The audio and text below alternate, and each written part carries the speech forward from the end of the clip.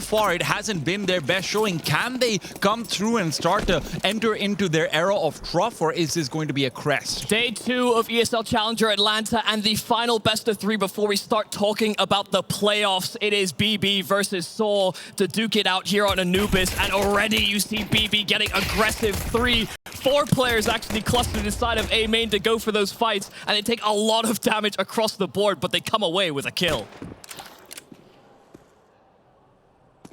They are fading back, but there's still 4 players on this A bomb side, and Arasdosh is hoping to at least pick off one of them. sAw have really been able to find so much control in the B side, but they've traded it with MagnoJez, who's in a position to be able to get a quick flank out. The problem is that they're coming in through the canals. That's a safe passageway forward. So despite the fact that sAw haven't really gotten a kill on the damage they've dealt, it's really just going to be a quick bomb plant, and the kid has been displaced. Remember that. It is far away in middle, and that makes his retake all the more difficult. That makes MagnoJez even more urgently needed, and he has delivered 2 big kills, and he's got plenty of fodder to try and work off of. Arasdosh, however, takes one of those pieces of meat down. He's got 3 more to deal with, and it is not going to be easy.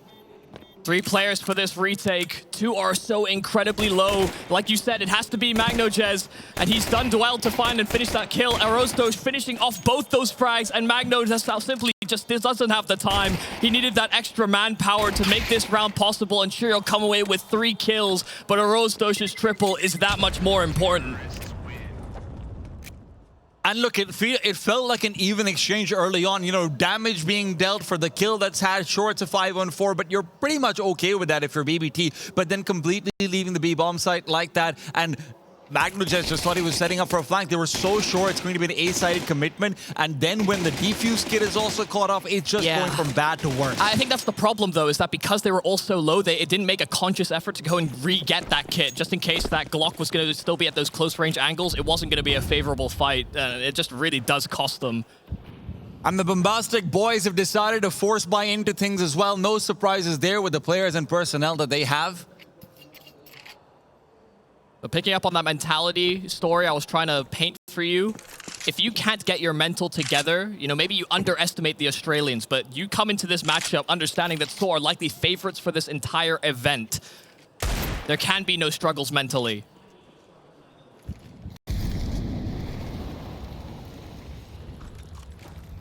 And there is nothing but pressure on sAw's shoulders, and Mutas will cave into it. Chiron, once again delivering and receiving an AK for his efforts. A re-smoke back out to B main will stop off most of sAw, but Arasdosh is still trying to stand in behind, but he's been cornered off. MagnoJez, the sole purchaser of a rifle, is able to flank in, and sAw are losing members a bit too quickly. Yeah, and these weapons are being recovered as well. Siren, a 1-on-1, but unable to connect on that 5-7.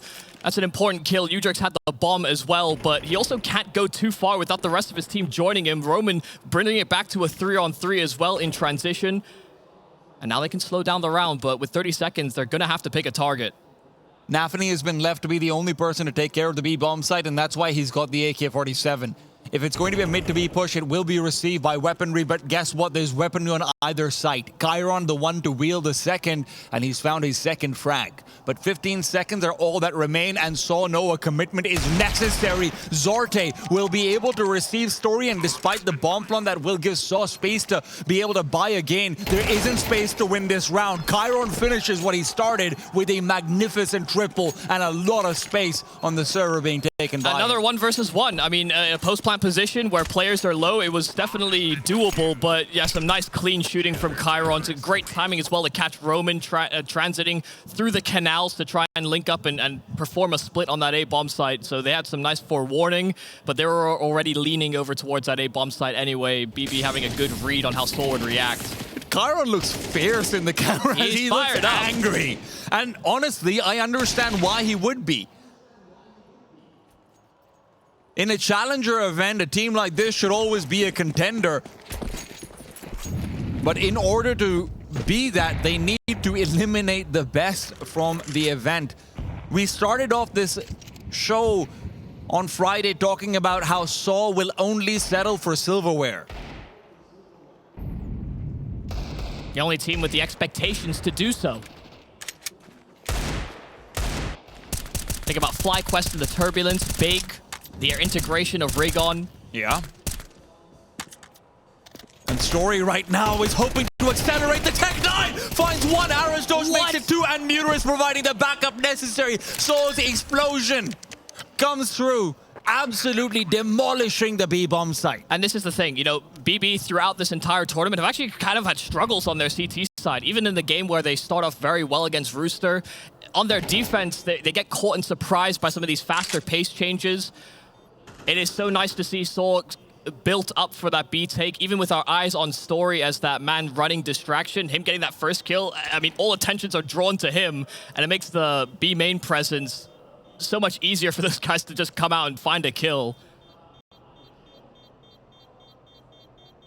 Incredibly well put together by sAw. And it is a back and forth swing of things here on our opening map. One more slot available in those playoffs. Big are waiting to see who they have to receive in the following day. Anubis and its Force by Wars have been really entertaining so far. We saw the same in the previous series as well. Let's see whether or not maybe BBT still have it in them to be able to respond with those 2 saved weapons. Now listen, what I do like is the fact that sAw do come through with a nice set piece over there. The question is, are they going to be coming in with more? The buy from BB is not terrible, and Arasdosh has been caught out. Kyron and Siren. Oh! Whoa, that's okay. Okay. I mean, the first 2 kills for BB were great, but Udrix just a couple bullets through smoke, and you know, suddenly this round becomes a lot more threatening. Zorte as well getting spammed through it. The nade could finish the job. Zorte hanging around for it. It's a good catch. And suddenly that boost seems a little bit unnecessary. Why are you boosting? Did we just kill? Oh. They are willing to wait to see if there is more where that came from. You never know where the reinforcements will come in from. That is one of the things about BB team that you have to remember. A lot of analysts have talked about, hey, this team might be less than the sum of their parts, but that also means that in frustration, sometimes these parts will very much go on solo missions and take over rounds. I don't think Magno has sat still the entire CT side so far. And all 3 of these rounds have been hyper-mobile.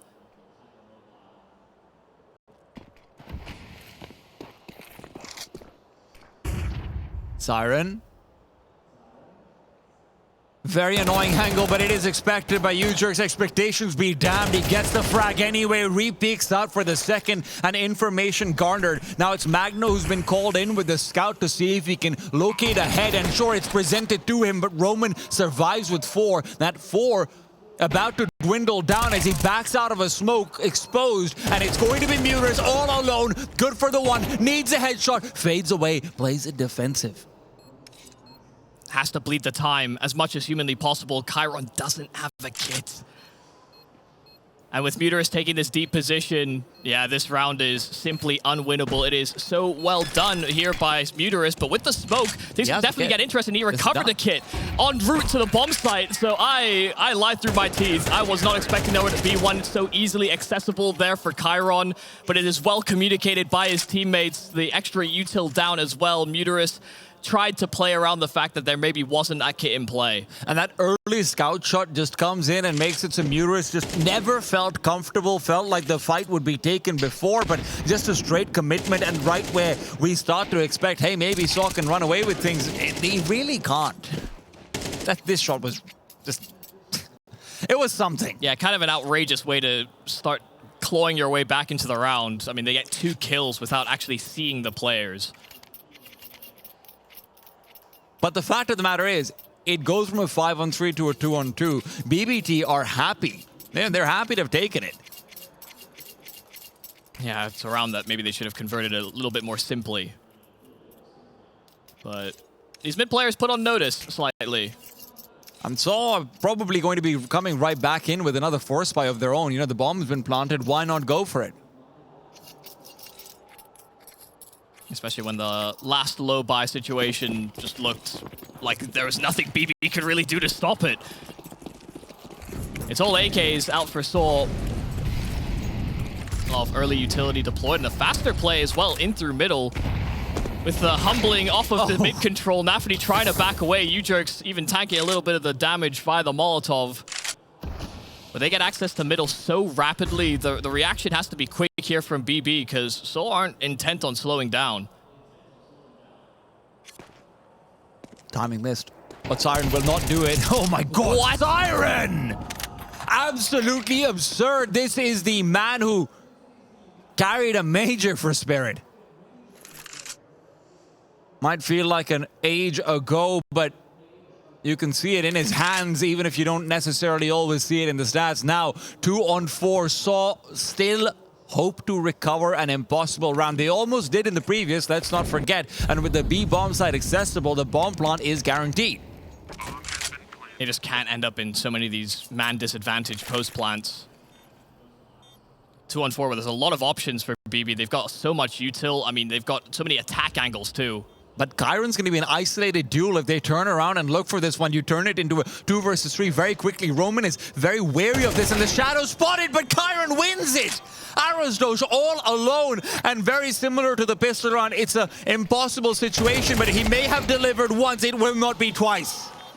Yeah, and there wasn't a kit that they could pick up and recover, so they actually needed to find these kills quite rapidly. But allowing Kyron to activate on that flank, it is a damn close defuse. But BB are happy that they had the manpower to spread out and fan out, look for those remaining sAw members in the afterplant. I think there was even a possibility if you're playing 16 by 9 on the side of Kyron that he could have caught a glimpse of Roman just before he prepped for that duel. Roman did see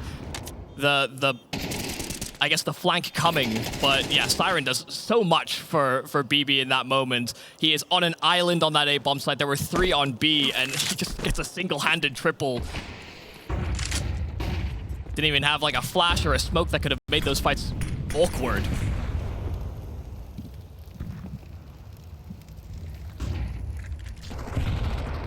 Nafany pushing forward, spots out ahead, but it's Magno to take. U-Jerks is elsewhere, and he's going to be given an opportunity to find the bomb as well as Story moves forward. Control maintained. Magno pushed away, but it's Siren to meet his death, and Roman hoping to deliver to more than just the one. Nafany. Timing on that might be terrible. Roman still doing so much interference in towards middle. And just as Nafany cedes his space in A, Muterus is taking up that exact same territory. Backs are turned towards A main, and Magno, he's not quite heard the steps behind him. Muterus does find that kill a little labored, and still Story is this lurking presence inside of mid, but they need to get that bomb that's on Story's back. Kyron getting ready, and he will spot out that bomb. He knows that there's more than one player over here, but he'll have to settle for the package, and indeed he does. 35 seconds, and the burning baddies have regained control of this round. Zorte, however, might not be expecting a player behind that smoke, and as he's turning away, it's Muterus who will be given a chance, but when will that chance come in? The smoke still feels like it's got time, and Zorte knows it. Muterus and Zorte both low HP, and Zorte is the one to find the kill. Only the sweetest of rice remains, but it's gone bad, and Kyron continues to look fierce, continues to be ferocious. Yeah, Kyron is absolutely fired up. You can tell with the way that he is playing and just being so active around the map. This man is not stopping when there is chaos ensuing elsewhere. He is taking space. He is looking for flanking opportunities. And once again, that extra presence that he provides ends up being the linchpin on the round. It is just so good to see BB actually put together rounds like this as well. We're getting individual multi-kills as well start to rear its head. Something that has been just noticeably absent from a team with so many prospects of delivering in moments like that. And with the Force by Wars over, it feels like now you have a chance to come in for 5 and maybe even more beyond it, right? I mean, we haven't seen an AWP actually come out so far for Zorte. And look, as much as Kyron is definitely performing over here, I came into this event thinking in my head, Zorte might be the best player at this entire event, to be perfectly honest. Well, it certainly not looked like that's the case. He's not even the best player on his team, damn it. Yeah, well... Not right now, at least. It's the Ferrum brothers between Kyron and Siren. Also, I mean, U-Jerks, probably would like to have a conversation with you about that. Listen, if we're letting anyone get a word in, then everyone's going to want to have a chat about it, but you got to show it in the server. And currently, sAw struggling to do so. A little back and forth at the start. Nice shot from Story, and he's found a second kill with this Deeg, but as he switches to the M4, Siren able to lap up what remains of sAw on that low investment. Siren's also been real good on that A-bomb side, you got to say. Helps as well that the positions are being a little dynamic as well by the BB squad in previous officials, and I wonder whether the fact that things went a little pear-shaped at the start of their campaign here at ESL Challenger Atlanta, that they might have just said, okay, you know, Magno is actually the one that's primarily taking a lot of these fights in through middle. Nafany's been, again, another one of these space takers, and he provides some extra assistance where Siren definitely needs it. Magno Jez? They don't know. They have no idea. And this is going to be a slow setup. Look at where the Canals players are. You have a solid 5-6 seconds, but Magno's gone the wrong way. He won't make it in time. He thinks it's going to be an A setup that he wants to flank into, but maybe the Canals players are going to be delayed. No, the commitment coming in, and Chiron has got the first head. Magno accelerating back to Dark, but Chiron's lost his life in the meanwhile. There isn't going to be more support. The rest of the CT is far away, but the bomb is not planted yet. It is on the floor, and Magno knows it as well. He wants to full commit, but Muris finally shuts him down. It has to be Story to cover, but there's 3 players to cover off, and with the smoke having only so long left in it, they're thinking of pushing through. They find the first for free, and that might be giving up too much. Story now only has to wait, and Muris rotates. No, he's only threatened it. Yeah, he made the steps, and you can see the immediate reaction, the pull away from the B-bomb side there from BB, just trying to limit options, but it does mean that Story has an uncontested sightline. And it's another 2 versus 4 that it feels like the busted Beavers might be letting through their fingers. Zorta and Siren are going to have to re-peek back into this crack angle from Story, and he's just not missing this round. Great cover fire, but now he's turned away! It doesn't matter! Story is here to write his own tale! A complete 180. A quick scope too. I mean, that is lightning quick there from Story, not missing a beat. And some of that is just hard enabled by that micro decision there from Muris, just giving some audibles away. Immediate recognition of the amount of presence there from BB Deep CT. Even with the flank that Magno tried to operate with, the double kill that he's allowed to get away with inside of Con from a deficit. sAw answer. And that's a hell of a shot from the AWPer from Portugal.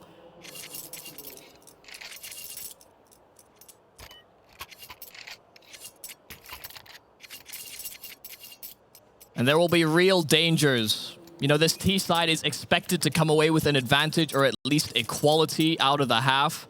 So have been trailing. They needed a round to spark it. Again, they end up in these positions where they have post-plant situations at a man deficit, or they have access to the bomb site and they're, you know, constantly fighting from behind. BB have had a lot of win conditions so far here on the CT effort.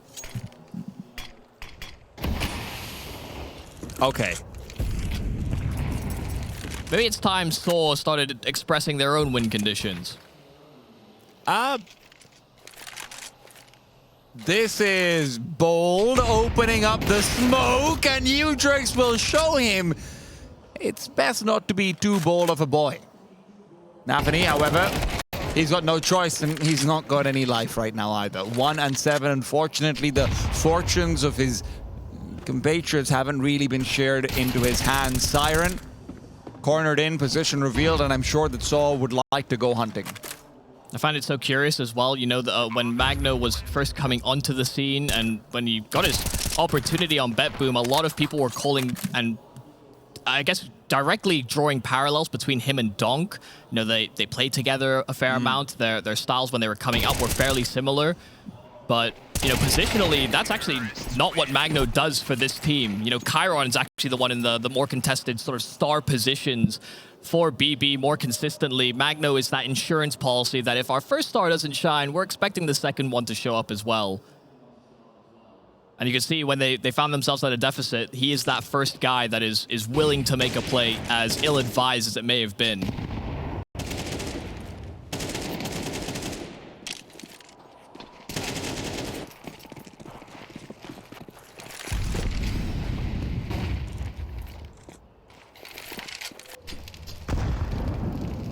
more parallels.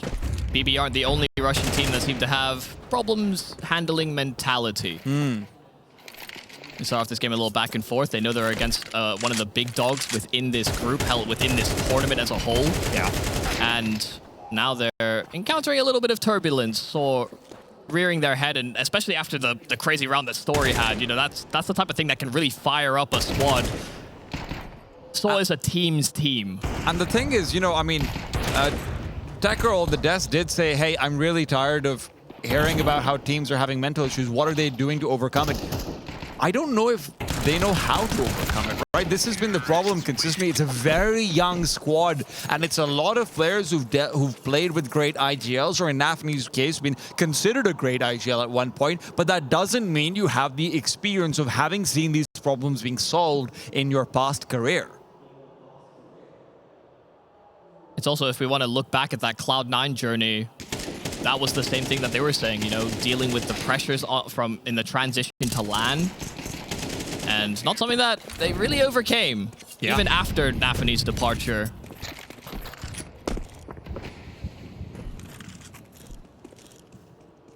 There are definitely challenges with having success online and just not being able to get the same success when you stare down your opponent person to person.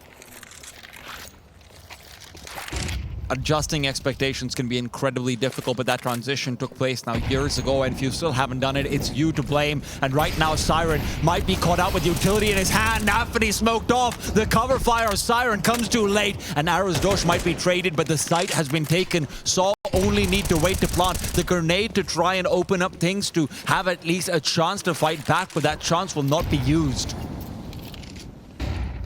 The engine is roaring. sAw are asking for more. They fake the plant initially, expecting the reaction from BB, but now they finally punch it in. 4-on-4, and there's Molotovs available here for BB, but they lose another player. Magno coming out through camera. Nafany using that Molotov to his advantage, but Roman journeys the smoke, and it's trades galore. It's Ujerx that fights within the site and flanks out these players, Heaven. It is well done in the end there from sAw, even if it got a little static, a little stoic inside of that B bomb site, even with all these players waiting in the wings. sAw were ready to pounce as soon as BB went in for the retake. And it's just a picture-perfect execute coming through right there, right? Just the spacing that you're seeing, the fact that Arrow's Dosh has to be shot through the smoke. He's able to chase past a Siren who thinks that he has company. I don't really blame him for having util in his hand. He thought Nafany had him covered, but sAw have every single small bit of timings down to a T. And right now, despite the big advantage that the Bengo Bongos were able to find, 5-2 up, and then they just haven't been able to take it further.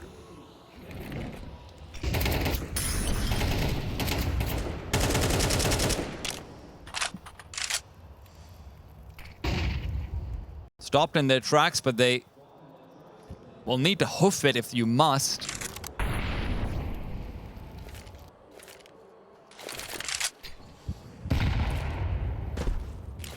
It'll be incredibly difficult to get a read on this round.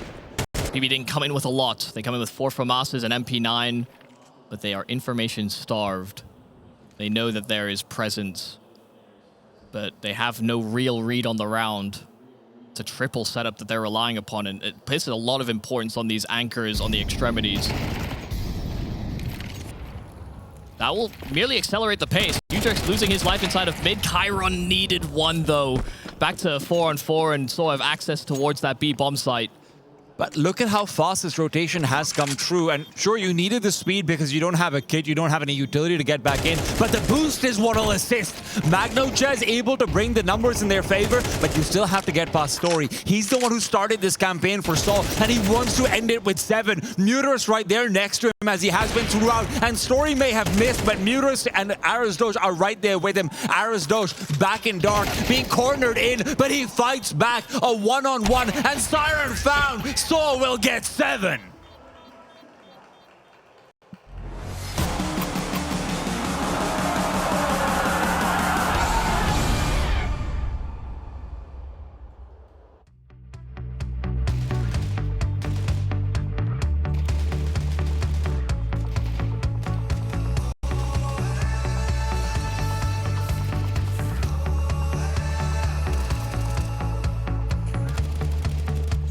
All the things that I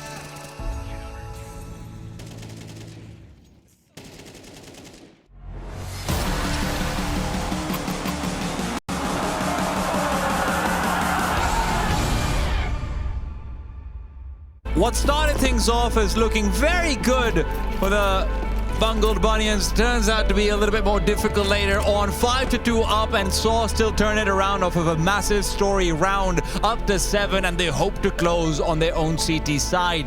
But with Kyron, who never failed to have a hot hand leading the charge over here with the Glock forward, it's a flash to worry about. Magno just caught out, but it's Roman and Ujox with the push forward who are able to get not just 1 but 3. Yeah, they may have breached the bomb site, but they've lost the bomb, and Ujox has even found another one through smoke on the reload. It's a little labored, but Zordy gets his hands on that USP as well as the package. Still, for all the hard work that BB put into the start of this round, it only gets harder from here. 1-on-3, and they start to even push in behind him. He turns and sees exactly what's coming his way, but Arozdosh puts him to rest. Ujox, a lovely round here at the start of the second half. And that's exactly what you want to see, just responding in with their own set plays, their own attempts being made. And you know what? That energy, we know where that comes from. Comes from our boys over at Monster. Just gotta remind them sometimes. Yeah, gotta keep the people on notice. So it's exactly the way you want to start. We just cannot end up in the trials and tribulations that we had at the start of the first half. You know, there's a little back and forth, a lot of force buys. BB will not decide that route is for them. They find themselves trailing, and getting AKs out would be, well, it would be nice. You can see sAw as well have not dove too deep into getting MP9s, but how much damage have they taken to Glocks? And that one P250, it's actually a little outrageous. Story and Muter's within an inch of their life. And you've come in with an objective purely of damage and trying to get the CTs to use all their utility, but at the same time, sAw really would just like to make this very squeaky clean. Especially when you buy 4 rifles. Keeping 4 alive is pretty important. Don't want anyone shortchanged. These pistols are making their presence known towards B. Ujox is starting to call the troops over, but he cannot actually stop them from getting into the site and actually allowing a plant. So, I mean, with Glocks and a couple of P250s, this is already job done. And Muter's is low, but it doesn't matter. He's mowed them all down. Zorte is wondering where his team went, and he's found out. I think Magno's to blame for that one. He had the Zeus. He was trying to play up close and had Muterus peeked it a little closer to the corner. That's maybe a free kill there for Magno, but they just kind of weirdly lined up for Muterus in that instance. Rops, I think, taught people the Zeus was powerful, and then the range got nerfed, and people are still trying. Like, guys, if Rob stopped using it, maybe you should as well. You know, he's the one who brought it into existence. He should have been the one to take it out of it. Yeah, it feels like the SG inspiration, and then Nico picking it up after it got nerfed. And even Muterus is scratching his like, guys, you know why they're lined up like this? Well, whatever, I'll take it. They were staring at me, and none of them shot back. Is this what it feels like to be simple? It was, but I mean, all jokes aside, BB got more than what they really bargained for out of that round. And they have so much coming into the first gun round, but just a little slither of Nafany showing round that smoke. Muterus gets a clean kill. Nafany will be an important man to fixate on from that CT side into T. He is a guy that likes to take and show presence in through mid, and he is currently 3-13. And unfortunately, so far, he's been less of a presence and more of a present to sAw. Muterus. Wow. That is insane. Just the sixth sense. It's a just-in-case spray, right? It's, sure. Hey, he might be there. This smoke has just faded. He could have actually climbed through to the window and been ready. Whatever, I might as well fire. And he picks up an AK for it, but it's not one that finds a kill. Magno at least responds, and the Bullet Bandits will look to steal away a course in through to middle. Given that rouse success from the in-game leader of sAw, this would be a crazy round for BB to recover. Start off in that deficit. But with all of that seeded ground, BB are a little threatened by the flash that Arozdosh uses to buy some time. A smoke that is seen towards Temple. It's Story that has this one-on-one fight inside of A main. Siren comes in haphazardly, and Arosdosh is locking down the presence in from camera as well. Magno will try and hold on to this AWP. The round is gone. It's double digits for sAw, and it feels like your hopes might be slipping away as well. Just to remind everyone, right? This is the map pick coming out from BB team, and you've got sAw countering out with Nuke immediately after a nuke that they don't really lose on. Yeah, I mean, it is by far their most comfortable map, even with them maybe losing a little bit of confidence in it with some turbulent, I guess, results against teams that maybe they feel they should beat on that map. You know, against a BB that, I mean, expressed quite a bit of firepower in the start of this game, but have since slowed. They're not going to feel too threatened. They know that this Anubis has a lot of weight behind it for them. But where Chiron was once fiery, screaming between rounds, he kept on finding that impact. Now, the hard questions have to be asked about what do we do next? And unfortunately, it feels like Mr. Hyde has been put away and the timid Dr. Jekyll has been brought back into the server. If you're going to be all raging and roaring out in the beginning of the series, then you kind of want to have that energy even when you're down. But I guess there's just nothing to be happy about in the same way. And as someone that has really been interested about whether or not Nafny makes the redemption arc as an in-game leader when he was scapegoated from his previous team, in my eyes, there is a lot riding on him as this guy that actually, when he does have these struggling individual performances, he actually does have a lot more difficulty getting back into the game, I found. BB have had, I guess, a really surprisingly inconsistent path so far in Atlanta. But they need to get it together now. Round this saved AWP. It's in Zorte's hands, and he'll peek right into the AWP of Story, ready and rearing to go. Story has had a fantastic map already, and if this is how he's going to be looking to continue the series on, I'm going to be a little bit scared, rather, for the Benign Bulls. Oh, God, he's just gone and picked up another one. And they saw the bomb. Roman, a little inquisitive, doing some damage to Chiron. Siren's already evacuated with that AWP, but still a minute left to play, and they will look to re-engage. But this is the problem. sAw know that there is reason for BB to re-investigate, so the flash play lined up. Ujerk's close to the angle, but not actually committing to the swing.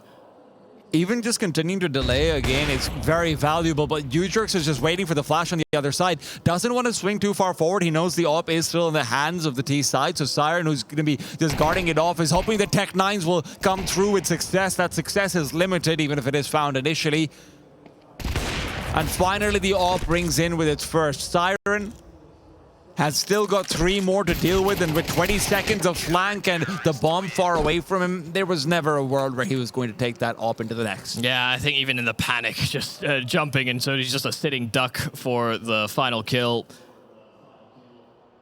Didn't have a lot to really hone in on there for BB outside of that AWP, and if Story's going to be in the right place, holding the right angle, especially on land, it's a difficult shot for any AWPer, really. A lot of chatting coming up from Barry, and obviously he's one of the big figures for this team that's really started to make them a little bit more of a consistent force, right? I mean, I talked about how sAw's always been a team reputed to come and go in waves. It feels like they've been a team that'll win an ESL Challenger League and then 2 seasons later not even be contention for top 4, but that's a story of the past.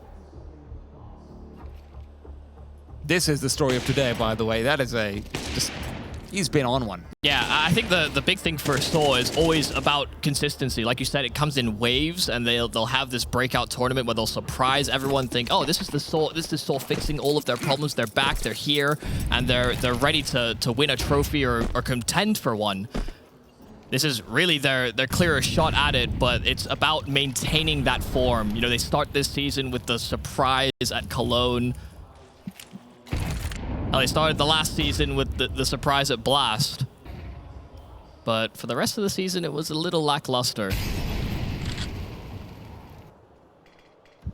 Yes, Barry is definitely a big reason as to why there is higher hopes for this team to straighten out its act. BB are the ones that need to actually be seeing and shooting straight, though. They trail 6 rounds, so are 2 away from taking BB's map in the series. With all the util that's now, Muterus is looking to get a little inquisitive. He has friends behind him as well. That flashbang really was Nafany's only hope of finding a kill. Story covering off the angle, and with 2 more right next to him. It's now Muterus and Roman who try and re-aggress into middle. Ujerks covers off Dark, and with the smoke revealing intentions, Magno just has to be incredibly careful. Now they're scared. They've got an incendiary on one side and a flank that could be coming in on the other. But it's Muterus who's flanking, and Ujerks is falling. Muterus could cover off Chiron, who's just not expecting him to already be this close. Story is just putting the AWP away. Flashed off the angle and now forced off it by Siren's AK. Still a 3-on-3. And with Roman, who's just waiting to allow Arizdosh a pathway back into the site, being so far away, these might be isolated duels, but they're not isolated terrorists. It's BB, who have 3 huddled in together into Dark, just waiting for the swings to come through. The plan is not exactly ideal. Even with just this defuse position, they can't contest it from there, and it is far too wide. That is a massive fumble from the missed flash inside of mid. It caught Nafany just as he was going for the swing, and then now this plant position 3-on-3 where there's only 1 flash available there from sAw. If they wanted to get them off that defuse, they actually had to commit out from connector. That is a disappointing way to lose a round. It hung in the balance, and sAw had many reasons as to why that it actually could have fallen out of their favor. But they see where that bomb is planted, they can't quite believe their luck. And this is sort of the worst part about watching the BB team, right? It's the fact that Muterus is sitting on 16 kills right now. It's a very even distribution across from sAw, and every single one of the sAw players feel like they're comfortable in going for single-man plays. Yeah. Right? Like, you saw what is happening over there when Muterus is pressuring Magno. He's threatening the flank to come through. He's taking Chiron down as well over there. This should never be allowed from a guy who's not reputed for his mechanics, going up against players who, that's sort of all they're reputed for. Yeah, all that fire, all the ferocity, these fast peaks that BB were going for, these boisterous duels, it is really fallen flat. sAw have quelled them. They brought a fire extinguisher. And they're the ones that are looking to take space away. They serve to disrupt BB's attempts to get their head back into this game. But it's a good clear there from Magno. Went up close and personal, and Ujerks cannot handle.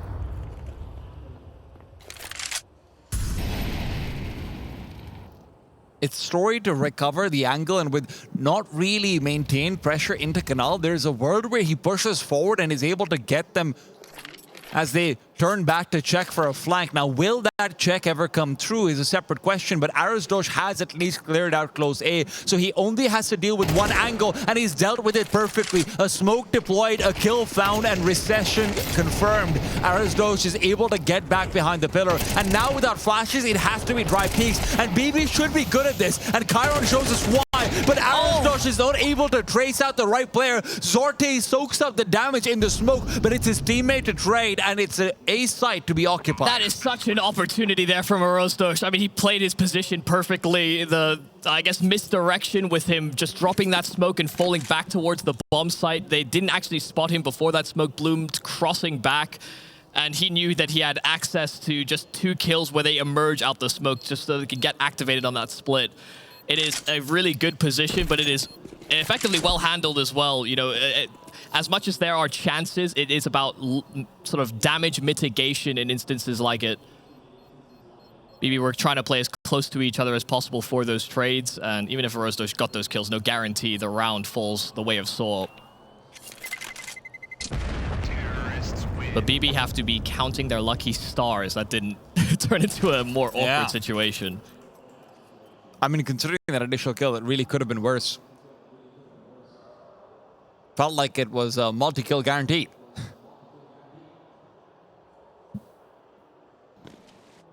It's still a long way to go, but if at the very least you're able to continue to pressure out on sAw, maybe the nuke isn't going to be as immutable as what you might paint it to be, right? I mean, sAw themselves have been losing some confidence in it. SAw themselves up against Rooster as well. I didn't feel this, but they felt like they were making mistakes. And if they feel like they're making mistakes versus Rooster, I would certainly believe that they can do the same up against the Benevolent Bambis as well. I would definitely say every team makes mistakes. You know, everyone, in-game leaders as well are always going to be the most critical of every little minutia, especially when they have convincing results. They're thinking, why couldn't we have been more convincing? Like, why did they get the 4? How dare they? How dare they? You're a Southern Hemisphere team. You shouldn't be getting to 4 rounds against us unless you're from Brazil.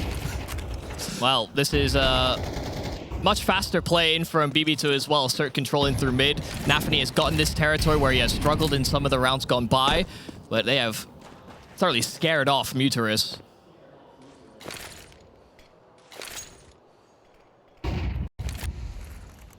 It's a lot of mid focus that has been forced out to be held by sAw, but you do see the T side rotating back and maybe even setting up for a B side at execute. Now, if this comes fast enough, then Udrex will be quite far off, but you can see sAw don't wait around. They're re-clearing out middle, and they'll be able to call for the rotate and reinforce. So there's a very small timing window, and honestly, no one's really in position to be able to capitalize on that. Yeah, and I mean, it's also a very hard window to hit.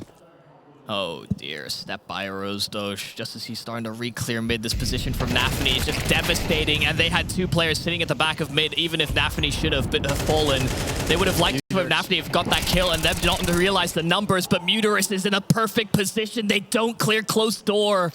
That's bomb dropped inside of middle, and Story is playing round smokes. Magno, he's permeated past that first player, but I mean, Magno's gets sandwiched. And I've never had a mango sandwich, but I don't imagine it's the most savory thing in the world. This will be a very bitter pill for BB to swallow. They pick into an Anubis, and they get devastated by sAw. A 1-on-4 for Siren, where there is no time, no hope. It ends at 13-6. 10 seconds. Come on, you may as well just go down without a fight. A very assertive start from the Portuguese. And in the last part of that map, it felt like it was indeed without a fight. They find 1 round. The Bitter Buttercups find 1 round in the last 13. That is absolutely insane. And sAw show us exactly why, and our analysts are going to show us exactly why. ESL Challenger is brought to you in part by Intel, Acer Predator, DHL, Kadia, Monster Energy, the United States Air Force, 1xBet,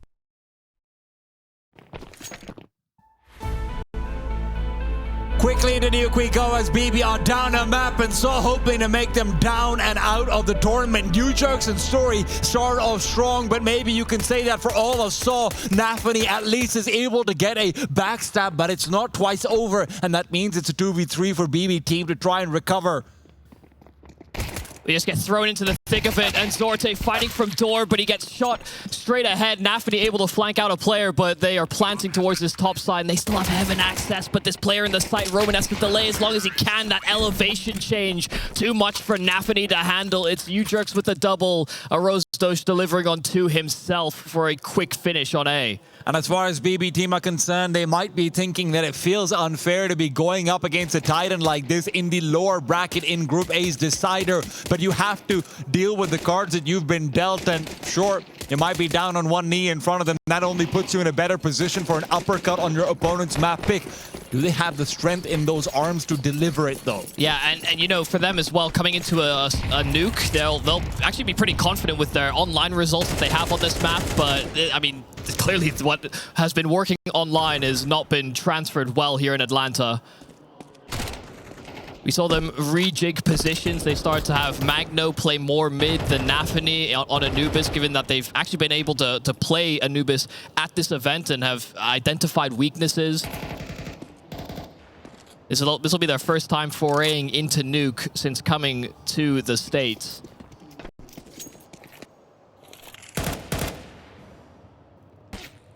They'll have to make on-the-fly adaptations if there are some to be made. So are being very patient about how they approach this anti-eco. There's USPs around the corner. There could be more than that. Magno with a D. revealing his position, taking even more damage. He's already low, but still surviving on 15. In goes Muterus, and listen, he's a very critical part of sAw on this map in particular, it feels like, because obviously he's playing so many of these rotation positions, be it on T side or on CT side. It feels like a lot of their calling is predicated on him having a good game, and that's not necessarily true for all other maps, but sometimes when they're a little bit down and out, you look over towards their leader and he's not doing too well. Yeah, but, you know, at the same time, as much as you're maybe highlighting a way for BB to come back into this series, Muterus does actually very frequently have a good time when he's playing on this map.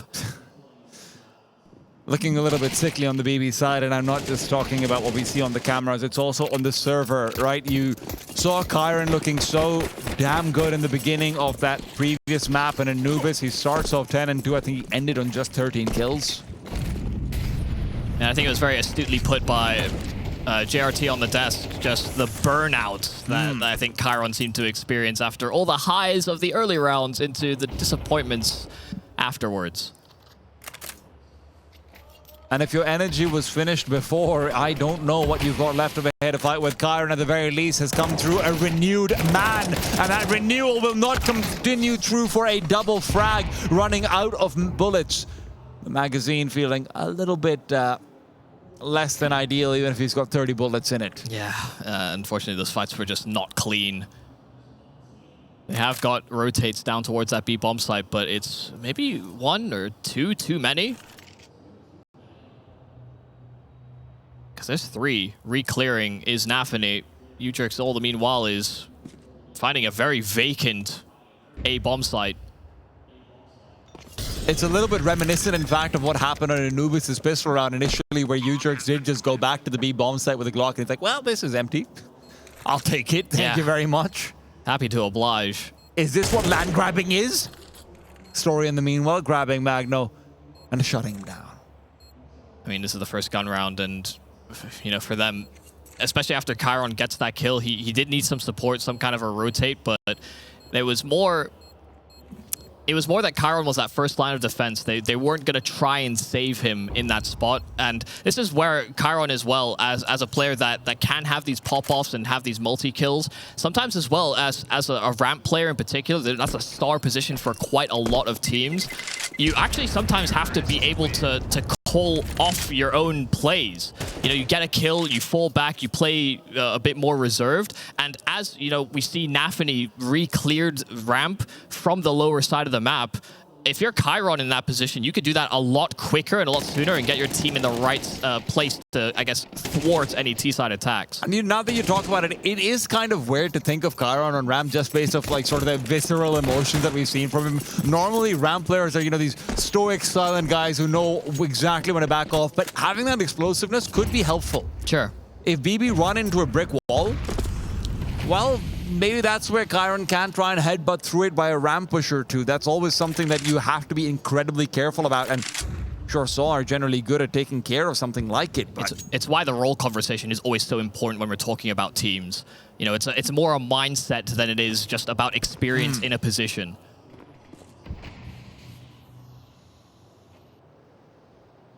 Like you said, that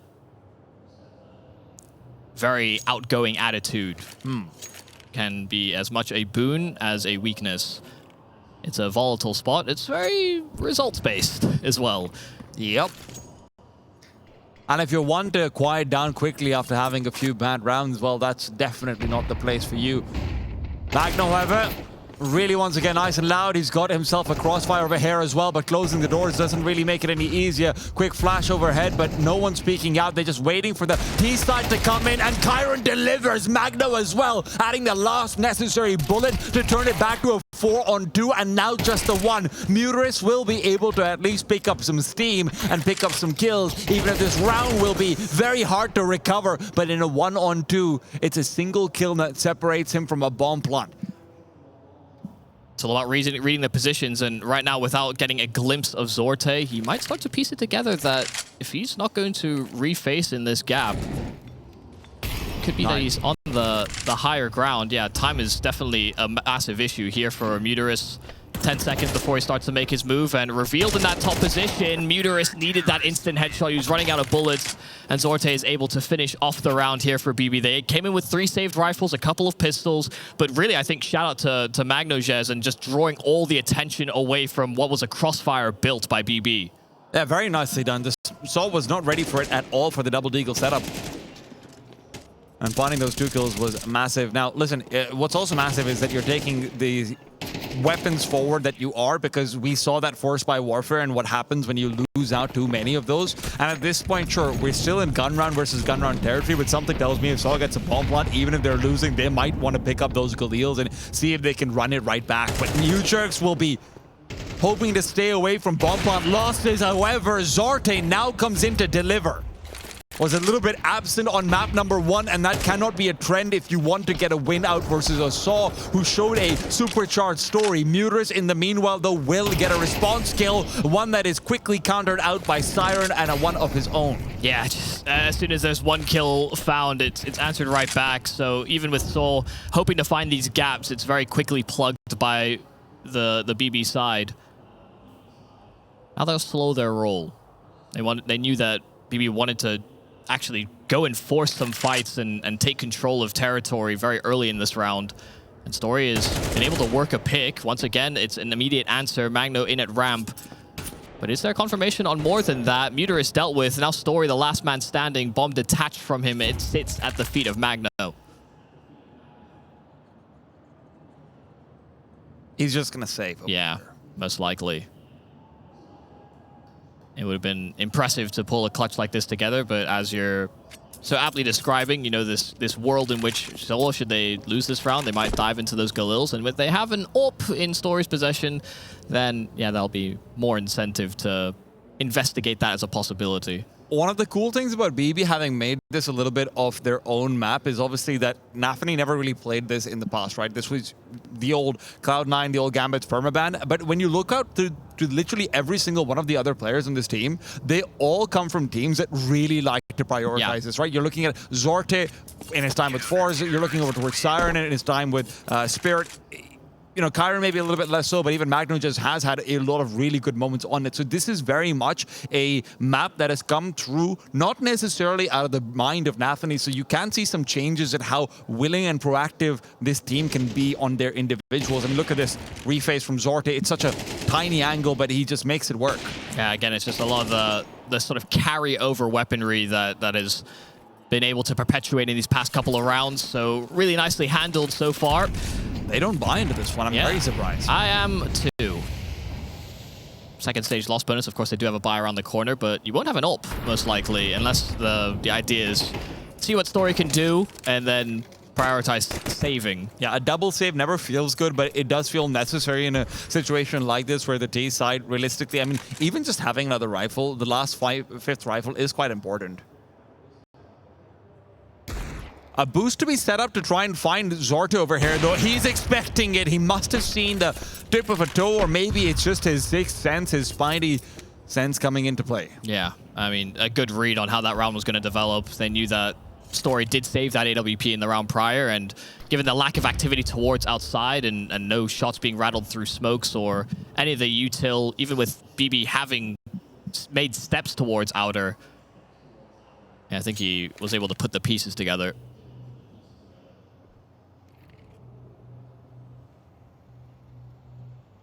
So yeah, it's likely going to be Roman saving that AWP.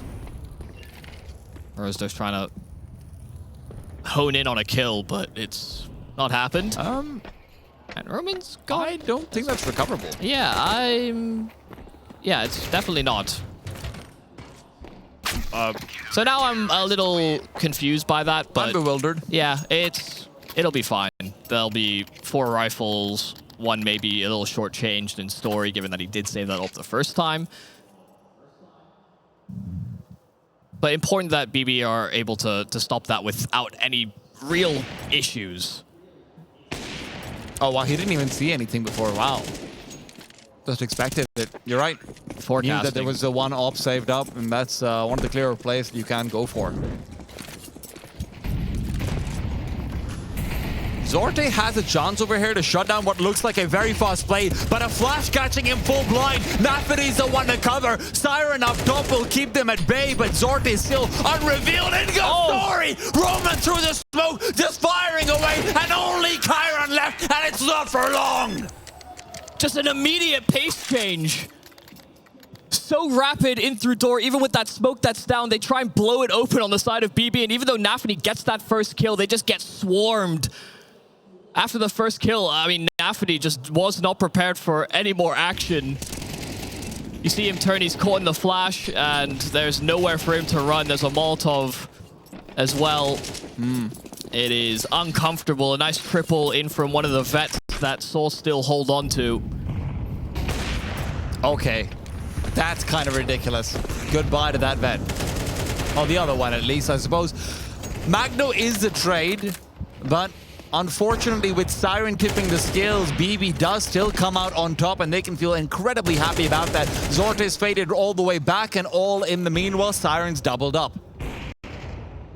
Oh my goodness, Udrix has still been able to fish for another kill. Zorte was actually considering the big garage, but while Udrix has struck success outside, it is elsewhere that sAw seem to be having problems. He's just not ready for another player to have already rotated back to CT. Chiron is there to end things, and end things he will. Yeah, you're starting to see that energy start to come back here for BB. Chiron throwing his fist around just in a little celebration.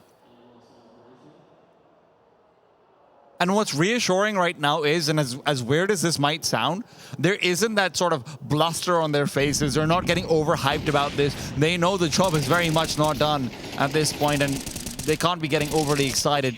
It's always been the criticism of North American teams of old, right? Not so much anymore when you've got players like Elige, players like Once Upon a Time Nitro and everything. Eco round from sAw. This one should be a gimme. But the bomb's actually down lower, so maybe you can just guarantee yourself a plot. Chiron reveals position, and with the flashbang blinding both him and his opponents, it's really just bought time for the bomb to go down. This is job done. Because sAw has really bad loss bonus. Oh, yeah. Honest. So, right, like that bomb plot's really important. I know a lot of people will be thinking, well, who cares at this part of the game? This is the only way, realistically, that they can have a fair buy.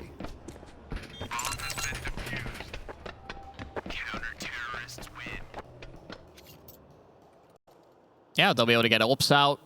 Every bell and whistle that they could desire on this T side. Kind of similar to Anubis. sAw had a round where they seeded the side, and BetBoom only had, what, like 2 P250s and Glocks, and, you know, that is the primary objective when you don't come in with an investment. Sure, you're still trying to win. It's just the expectations are set so much lower that bomb plant first, see if you can win after.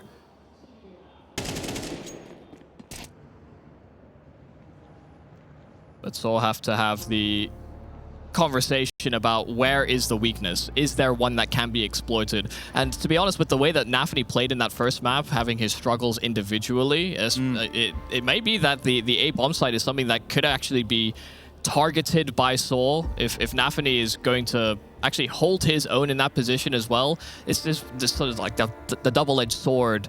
Or but I guess the thing is, it's a very different circumstance, right? Where Zorte's continually been reinforcing A side as well. Do you really want to target a site that almost every round ends up having 3 players there as well? Yeah, sure. And it's not like Siren was any slouch either, and he's the other A side player.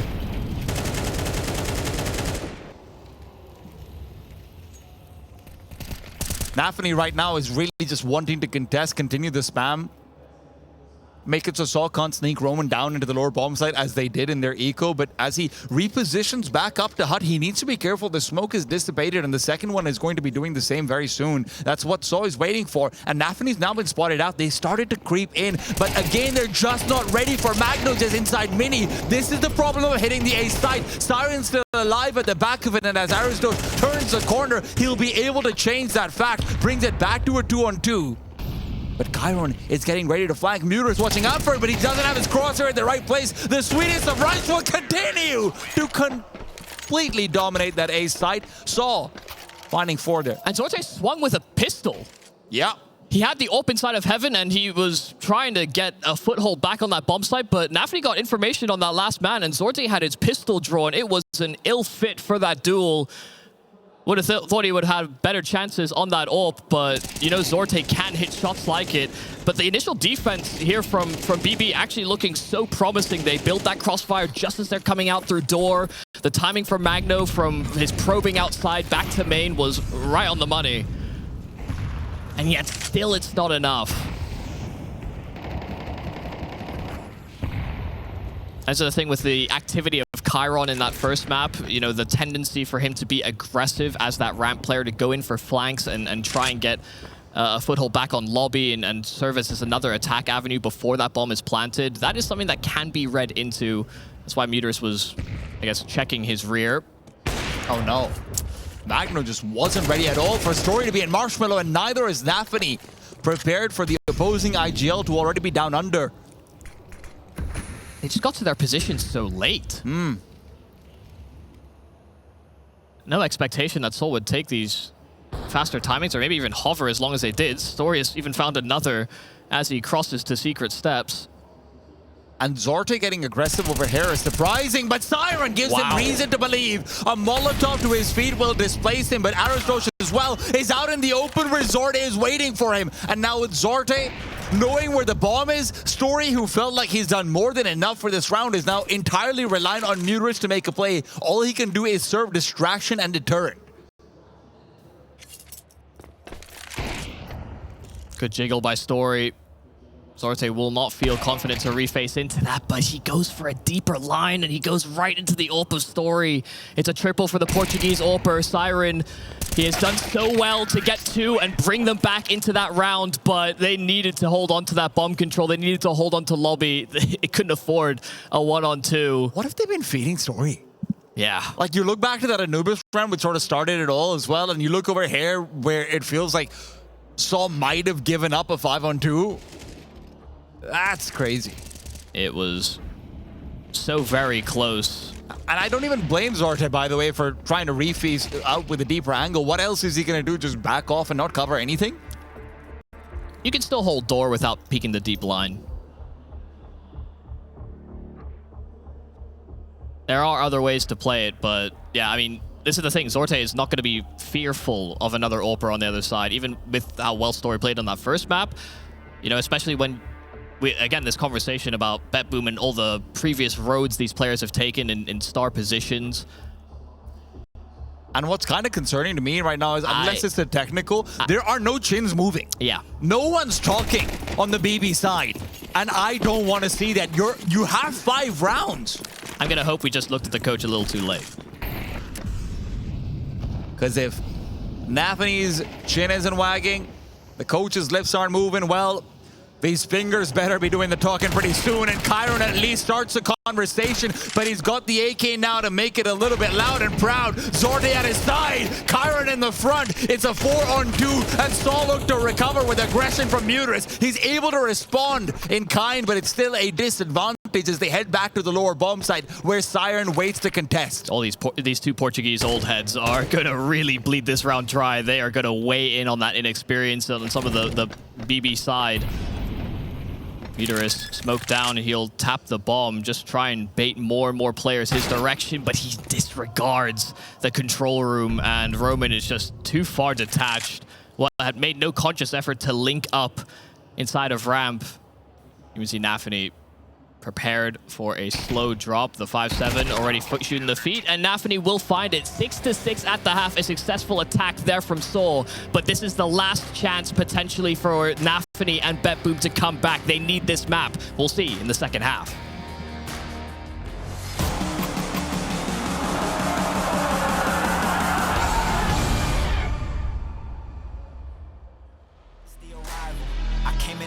Straight for the title, no time to idle.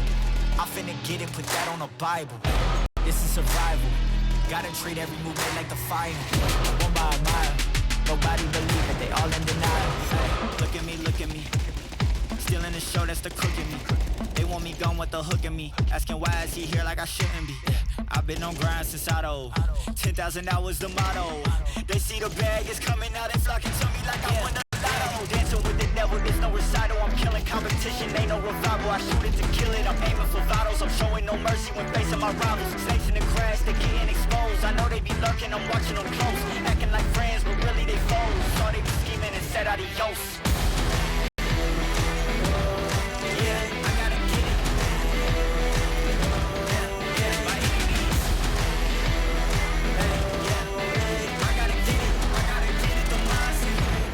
Get it, don't mindset. Ay, back with a vengeance, back on the grinds, back to the business. Ay, God is my witness, they watching my moves, like shows they binging. Ay, best keep distance, all of my haters send best the wishes. I get to the bag with the quickness, no I don't need no assistance, no. Yeah, no playing it safe, I said let's get it, you say not today. What can I say, if you ain't gon' go for it, get out the way. Got no time to waste. Can't be with me if you're not at my pace. You're not at my level, you're not in my race. One foot on the gas, I'm pushing the brakes. Dancing with the devil, there's no recital. I'm killing competition, ain't no revival. I shoot it to kill it, I'm aiming for vitals. I'm showing no mercy when facing my rivals. Snakes in the grass, they getting exposed. I know they be lurking, I'm watching them close. Acting like friends, but really they foes. Saw they be scheming and said adios.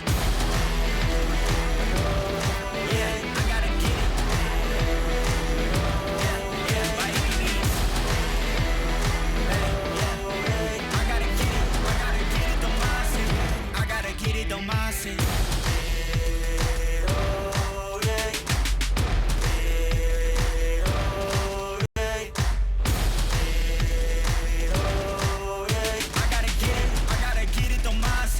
I gotta get it, don't mindset.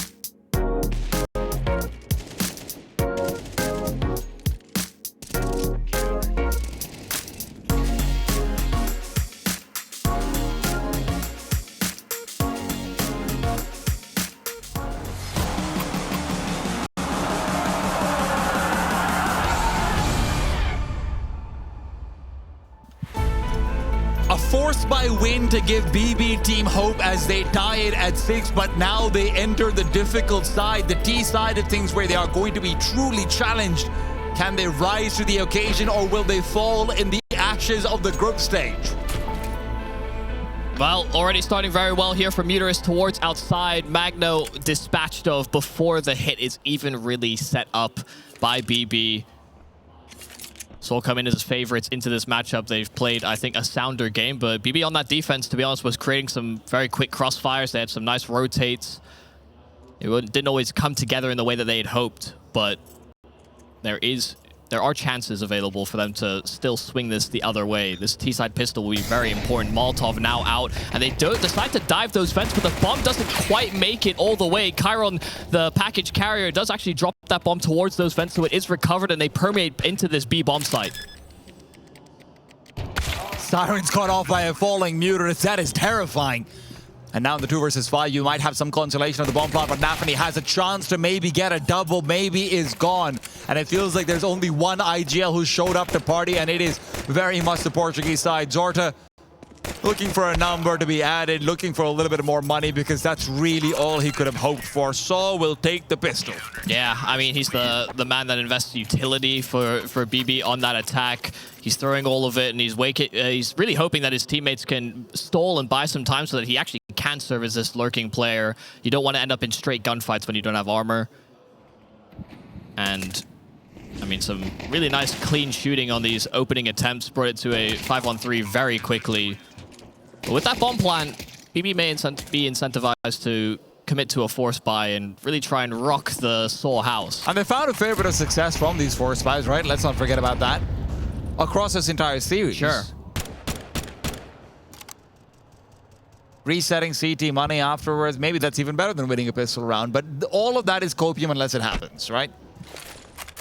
They're coming in with what looks like an up site hit being planned out. The Tech-9s are the weapons you want for it, but Aristosh is just waiting. He's not been flashed off at all. He's not been Molotoved either, and he's just getting aggressive in their faces, taking them apart one by one. Yeah, the molly missed. I mean, it did not spread towards the top of hut quite like they'd hoped. It was sort of for a reverse Mustang position, but I mean, there's just that massive gap that Aristosh can capitalize on, and so he goes from SMG to now a Galil.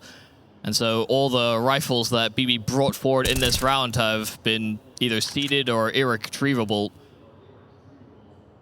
This might be the most unsuccessful force buy we've had all tournament long.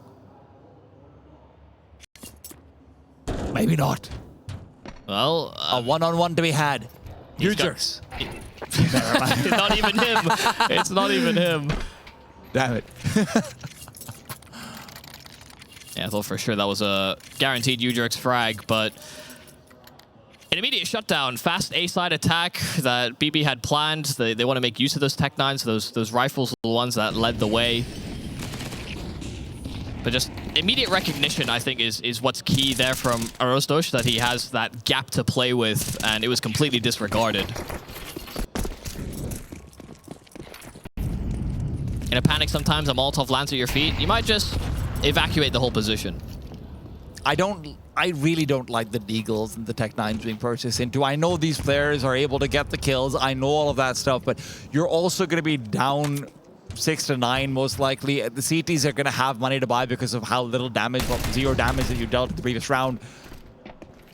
This feels like a luxury you can't really afford. Magno Jez will be taken down. Muterus and Muterus, Story, and Roman, all of them getting simultaneous frags, and again, just the one kill from a lot invested. Sure, you have money to be able to buy in the next round regardless, especially if you're only going for AKs, but it just feels like the carryover would be nice too. Yeah, and you know, we see the damage that Story is able to reap when he has that AWP. We know Zorte can be that guy as well for BB, and so you don't want to kind of shortchange your AWPer in that way.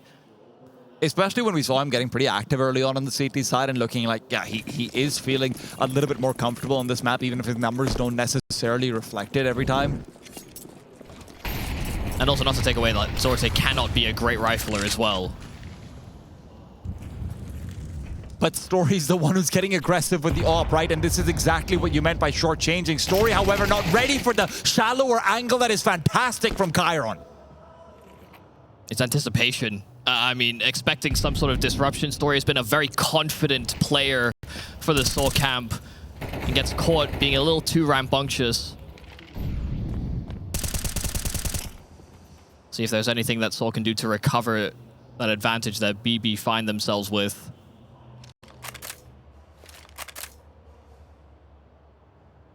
This is a very cheeky angle there from Udrix.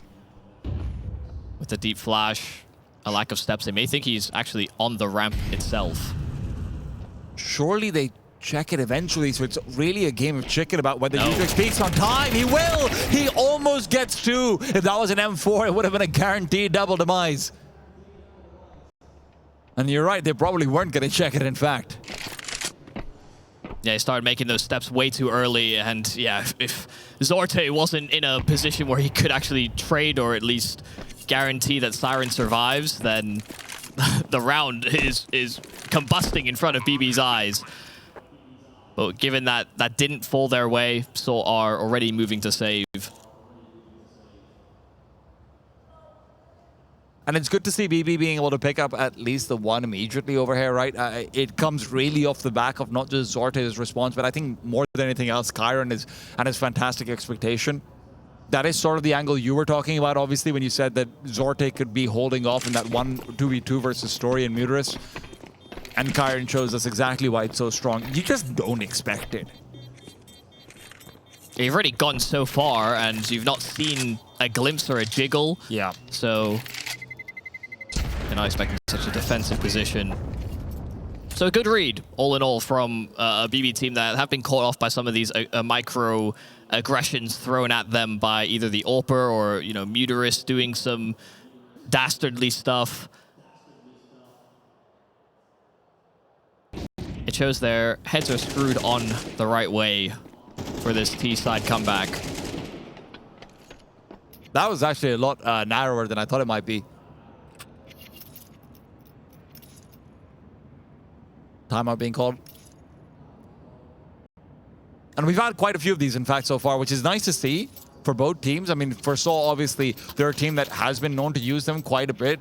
Barry's been able to get so involved. Muris as well is really good at calming down the troops, and that's always been the case even before Barry came into play. Yeah, and I think the cool thing about Barry's integration is, I think we've talked about this before, but the sAw camp are players that actually like to go for moves like that, even though on their rise, they weren't really like initiative drivers at any given point. I think Barry is often there to reel them back when things don't go right, when they go for those aggressive moves, maybe because like it affects future rounds. sAw are letting Udrix try and go for outside secret contests, but they've used a lot of flashes early in on outside, so they don't really have many left. Udrix has also been interrupted by a Molotov. That might be why they started expending the $200 utility pieces earlier on. But now as the peak from Magnojez is able to force Udrix to reveal positioning, his retreat will also have been audible. Yeah, and the good thing about what Magnojez has just done is that it doesn't actually confirm any numbers for sAw. I mean, there could have been more than just the one man. You know, a single dry fight is maybe not how you expect BB to always play out these sort of situations, especially when they have the possibility to cross. So feigning some additional presence, but that deep smoke is good to alleviate some of that strain. And it does look like it might end up being an upper side hit, which feels like the perfect call with the man all the way back in ramp, one in hell, where he's not going to be able to come through for the initial immediate contact. But with 40 seconds, time's getting low, and there is an incendiary to meet them on the way. This is a great position for Siren to be in, especially with them looking to target this A-bomb site. The timings are going to be weird. Rostosh even looking to investigate, and Siren has a great angle for it. It's missed on the initial bullet, but they find a flurry of kills in an instant. BB have options now, and that A-bomb site is that much weaker for it. It's interesting about how sAw decide on 3 different players all together on 3 different angles to aggress at once for information, despite the fact that it looked like they're reasonably comfortable. You know, they've got utility, they've got decent positioning, but maybe because BB hadn't used their flashes and they realized it. I mean, look at their inventories, right? You've still got 5 left, and some of those might be picked up, but it would have been hard to actually defend an upper site push because of those flashes. It might just think that because we have these positions where we can round these corners just as BB are setting up for that execute, they can catch players off guard. You know, the 5 fingers of sAw looking to strangle BB before they actually get that execute underway, but hell, I mean, hoping to maybe catch some with utility in the hands and things like that, right? But BB had their guns raised. All of them. Like, surely one of them's going to have utility in their hands, right? With 3 people pushing. Yeah, look at the clock. Come on now. Ugh. Signs of life and signs of wallets being depleted. The Iron Fist, or would I rather not say the Chiron Fist? Yeah, I'd rather you not, actually. Damn. Okay, I was checking. Yeah, just... Thanks for the confirmation. Okay, yeah. This is what focus groups are for. Just gonna catch you on it. BB has a cat sAw over here on their lower buy. There isn't an AWP for a story, but even though there's M4s across the board, that lack of ult might be important. Roman, however, is a sneaky boy. He's tiptoed across, and while Muris is playing a little bit more defensive out of necessity, Nafany and Magnojez might be put at risk. Nafany by positioning, Magnojez by HP, and Nafany has been caught out. Muris finishes off what story started. And now things are getting a little bit confusing for BB. They don't know where to go. And with Siren caught out by his own teammate Spray, Chiron. Well, there's that Chiron Fist coming through the wrong way. Yeah, I don't even know how that happened. I knew that one was going to come back. Yeah, I mean, they try and play close enough together they can trade, right? But just a little bit awkward, I guess, on a multitude of those angles on the A-bomb site. There's so many elevated positions, you know, top of the site itself, even harder to clear. And the problem is this was really the conversion you needed. Because you got this one, it's not just 9-9. sAw's money is pretty much in the bin, and they're not on that 5-round loss bonus either. Yeah. This would have been a reset, really, for sAw, and a chance for BB to even take the lead. Instead, you have sAw keeping 5 alive. That's the worst part. Yeah, so what chances you had of breaking their funds are now accompanied by a healthy buffer.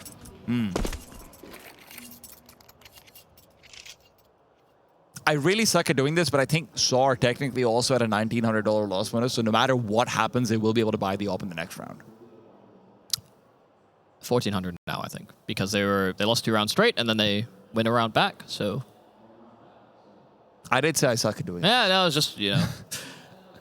I started off with the disclaimer for a reason. It's a lot of +1s and -1s. Well, BB are -2 to what sAw have brought to the table. 10 rounds attained here by the Portuguese on their map pick in the series. They are already a map to the good with the devastating start to this series on Anubis.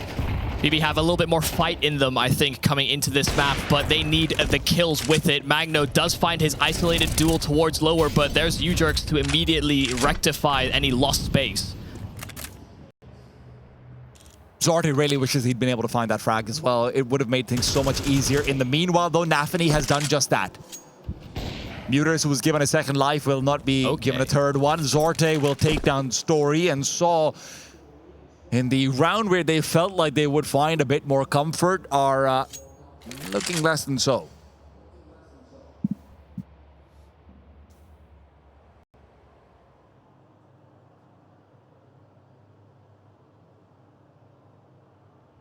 The CTs would like to save here regardless of their buy in the next round, but Arasdosh would be very happy to find a kill and make this a bit more possible. And because BB is playing a lot more passively, Ujerk spotting out players on outside, repositioning back to A, Arasdosh's one kill could actually make a difference. Nafany is going to be up next. He won't be checked for, though, and that should guarantee the round win. Yeah, Ujerk's making a lot of steps as well in his re-navigation of this A-bomb site, so Nafany knows where he is headed and knows that he's also missed the window. Good thing that Chiron gets the kill, because Zorte being on that 4 health, it was not looking good if somehow he got away with more kills. If Chiron dies there, yeah, they just lose the round. It actually could have been really, really bad.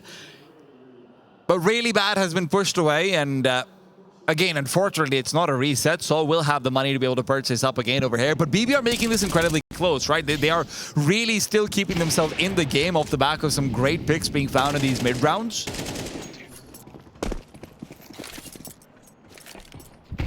And sAw decide not to buy. I like this. Yeah. They're not going to have the AWP, so they decide not even really buy into it beyond a couple of pistols here and there just to see what they can find. Yeah, some smokes as well to actually make BB question about whether or not they have invested into it.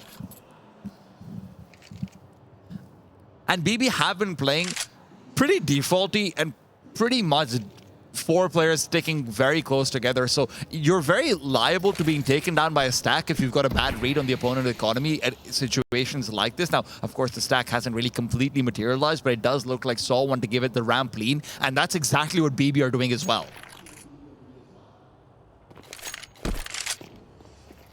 Chiron might think this is cleared out, but with Ujerks dodging the flash, the deagle shot misses, and Nafany is still focused in on the second player that he knows was going to be there. Muris is just not being given a chance, and when he is, he loses it. Very nicely spaced out from the BB boys as they find an advantage, but Romans found an AK. Yeah, they don't have any problems as well dealing with Arasdosh. Remember, with this AK can be a problem, but see Magno very confident in tracking him down. We find ourselves tied 10-10. And sure, there's a buy around the corner here for sAw, but this is a chance for BB to express a lead. The sAw map that we looked at earlier on in the tournament, we're thinking, Rooster, why on earth are you allowing sAw to play this map? Yeah. And while it is picked in this series, some extra confidence maybe under the belt of sAw that they may have fixed some of their problems. They find themselves within an inch of losing even their map. They do not want to trade map picks. We had that earlier on in our series, and you end up in, I guess, more, not necessarily unfamiliar waters. Both these teams play a lot of Counter-Strike, but not quite your strongest ground. And the worst part of this for sAw is that BB team, as they equalize, it feels like this is the only round that really matters for the fate of the game. Yes, you'll have a chance to fight back down at 10-12 if you're going for an eco in the next, but fighting for overtime is never fun. Yeah, and they'll be able to squeak together another buy if they should lose this round, but their loss bonus would also be in the bin, right? So there's a little worry, I think, trickling down the necks of both teams. Roman inside the smoke, and Arazosh has done the same without any barriers between him and Siren. I don't know what the plan is there. I mean, you're in a smoke, Magno starts spraying through it, and it's not as if he's hyper-focused on one angle. He's almost like carpeting through that smoke, and it makes the job easier there for Roman. Maybe it's just trying to play distraction for Siren to push forward, but right? This is, I mean, considering you note they've been playing a lot of very defaulty kind of rounds. This is the first time we see BB actually try and go for a very quick opening pick, maybe to change that pace, and it has really quickly disintegrated. I hate saying this, but if they don't find a kill soon, I would honestly like to see a save. Yeah, no, I don't disagree with that. It may not be the most exciting path, but now that Chiron has found a kill, the round is suddenly a little bit more in flux. You don't want to repeat that one, Muterus. Trust me on that. Zorte is lethal. And you're back to a 3-on-3. And guess what? That lower bomb side is suddenly occupied both by a CT and a T-side player. While that dance of death occurs underneath, though, up above is still a couple's party. Who blinks first? The problem is the clock. And with Zorte rounding the corner, knowing Roman should be nearby, is able to bait out Roman's position, but the Molotov forces him into Nafany's crosshair. Nafany doubles up, and BB find 11 from a 3-on-5. They lose not a single man. How have sAw managed to lose that? I mean, they get given 2 kills effectively for free. I mean, Roman's one was definitely free. There was a lot riding on that round for both of these squads. Arostos dealt with Siren, but then it's Chiron. You know, it's not only his kill towards ramp, but he even found that kill on the lower side of the map, while Nafany is finding these perfect times to strike out from door. It is frustration for sAw in that round, and this is where you will have that timeout called. They need to iron out those creases as fast as possible. They will not have a buy to combat this. Do not let your eyes deceive you. It is BB that find themselves with an 11th round already added to their tally.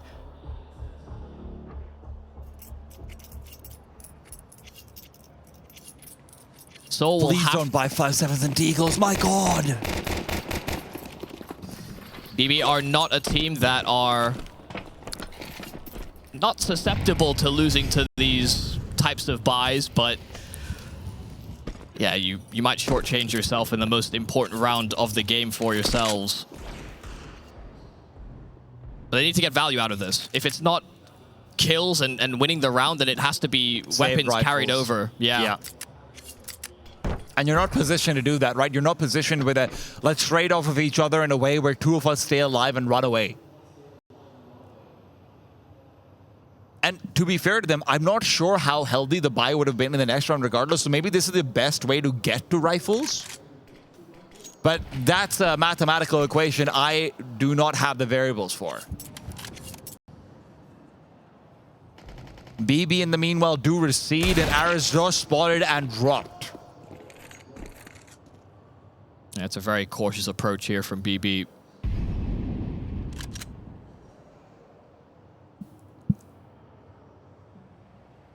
It'll still be a pretty healthy buy from sAw, but again, you might miss out on a Molotov on your AWPer. Miss out on all the extra bells and whistles. Nice kill from Roman, and a lot of damage onto Chiron, but he had friends inside of doors. Story does get Magno all the meanwhile, and Muterus has snuck into the A-bomb site.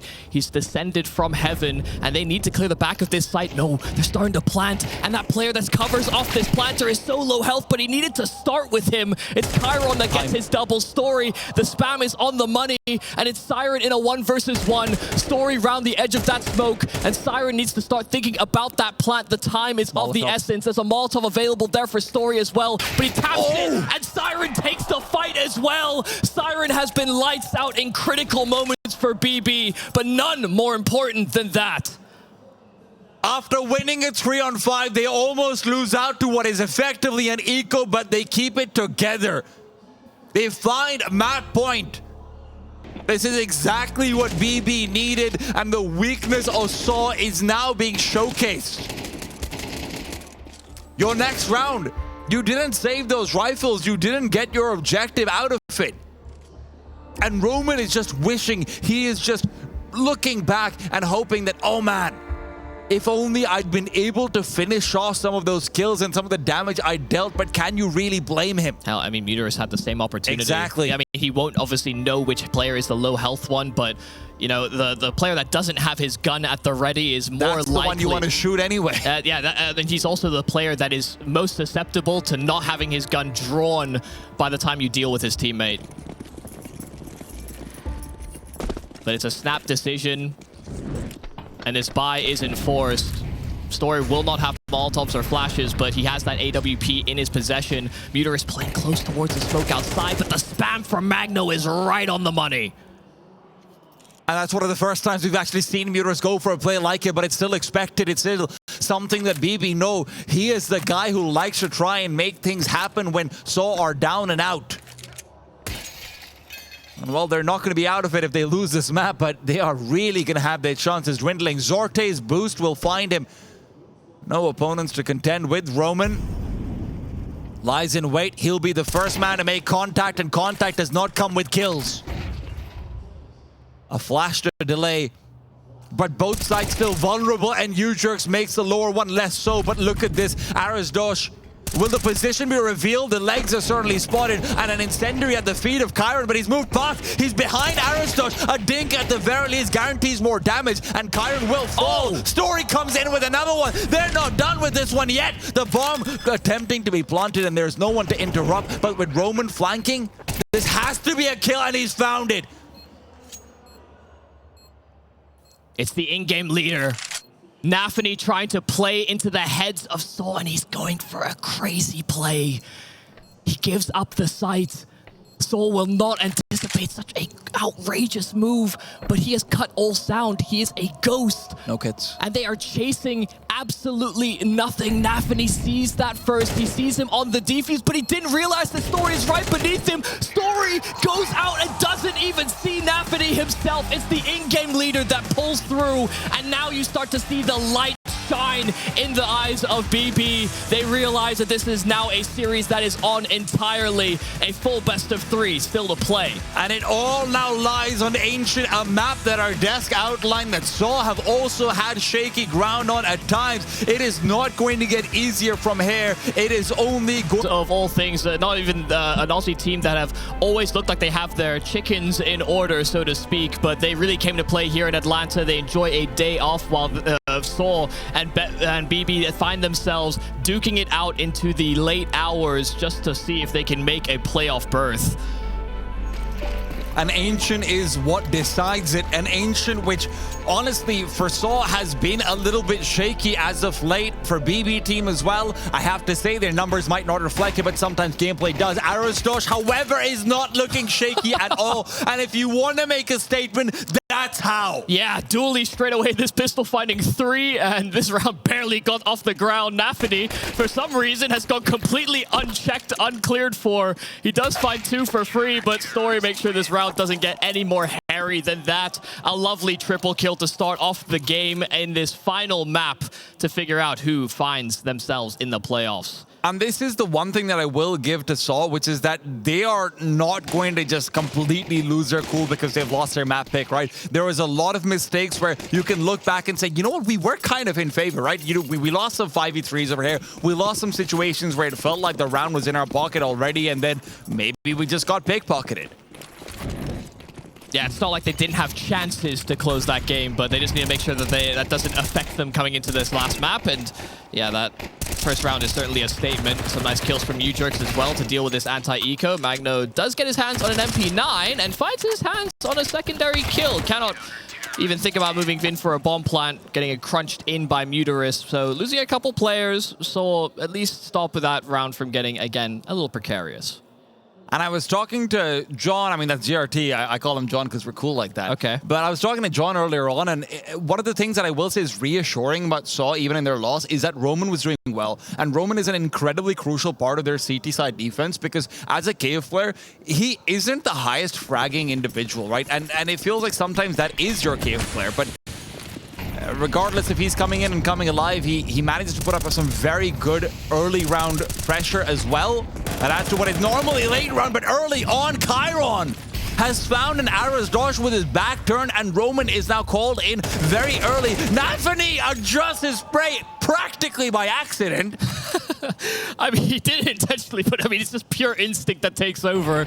Oh my goodness, and they've lost the forward play there from Ujerks as well, trying to take space back on ramp. Story does get his kill in dealing with Magno and Red. Bomb is still very far away from this B bomb site, but I mean, the round is done. sAw just get picked to pieces. That seemed like miscommunication. Muterus was there to accompany Arozdosh inside of that mid-control, and just as he started to fall back, Arozdosh is still scaling, so he can't actually clear both ahead of him and behind simultaneously. Very strange for sure. Yeah, I think Muterus maybe just getting ahead of the play. It's also the fact that while Muterus is backing off, he isn't watching it. Yes, yeah. Right, like you can scale back, but still be... I'd already rounded the corner into Donut, so even if you wanted to protect it really him. was very accelerated. Yeah.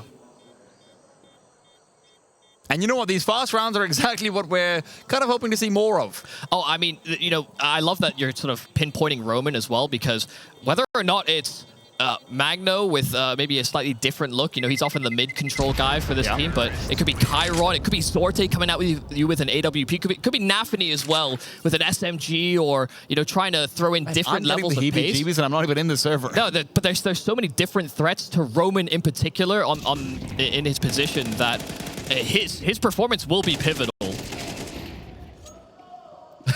He just walks into a guillotine. Yeah. It's crazy.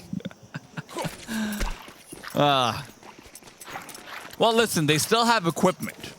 They still have some hope to make sure that that was only a small mistake, but the Molotov at his feet, Story not able to make the jump, and again, some bumping bodies in middle, and Story's been left all alone. That's where he falls. This is exactly what we saw in the last round, but slightly more intentional, I suppose. Muterus at least does quickly fight back in the double man setup, and Donut was hoping to make it a 2-on-1 versus Magno, and realizing that Magno's backed off. You know, in the way that we're sort of forecasting the threats to Roman, maybe that's even the why they're starting to prioritize just getting that player ascended. It's not like it's uncommon for CTs, but you really do want to try and, you know, help Roman where you can. You don't want it to give that that isolated fight every time. But yeah, the counteractions by BB have been great. They're breaking past that elbow smoke so rapidly. The flash from B is often facilitating. But still a 4-on-4. Roman even setting up a nice little crossfire inside of Cave, so even if they lose the B bomb site, they will have this as an attack avenue for the retake. Now listen, Nafany does have a grenade, which could make this a little bit worse, but they don't want to reveal positions at this time in the round, right? The problem is, even if they don't, sAw have 4 players on this B bomb stack, so you're walking into a guaranteed stack, and now that the stack's going for information, I don't think Roman was spotted turning back. He was. Was he? Zorte is checking for it at the very least, so regardless of info, Zorte and Siren still make quick work of the bomb stack. Yeah, I mean, sAw definitely had the players in the right side of the map, but you could tell that they get a little bit antsy with how limited the information is. The fact that BB just simply stop, freeze, wait for that 30-second mark, and are ready to actually punish the re-aggression, given that they find this kill so quickly. Even with Muterus answering back, they want to be able to get eyes on a player, or at least some presence from BB that they just simply weren't willing to give on over.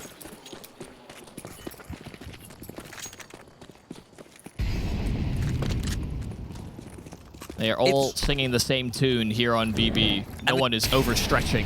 And it's rounds like that that are also honestly really demoralizing, where you've got 4 players on the correct bomb site, where you feel like you've made all the right calls, but you just get shot down. And those are exactly the kind of rounds which you're always at risk against players like the ones that BB team have. Yeah.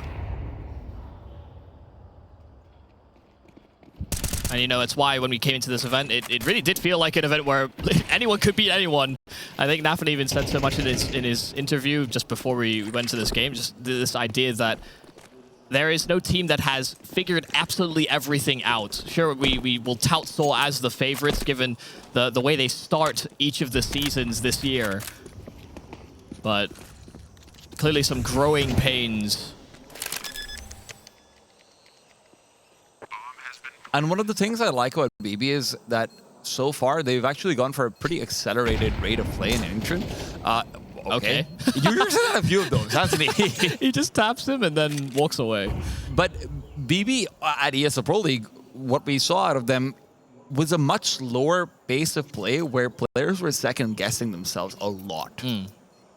And it was very clear on the server, even after they sometimes would get like a man advantage because, you know, like a Zorte or a Chiron is able to find an early kill. They just pause too long, or one player commits, the rest of them aren't really there with him. So this faster pace of play does sort of bridge the communication issues that can pop up. And listen, if you've got yourself the Chiron waving his fist about this early on, if you've got yourself a little bit of Goomba Stomp possibility, wrong game, guys, but thanks for being here anyway.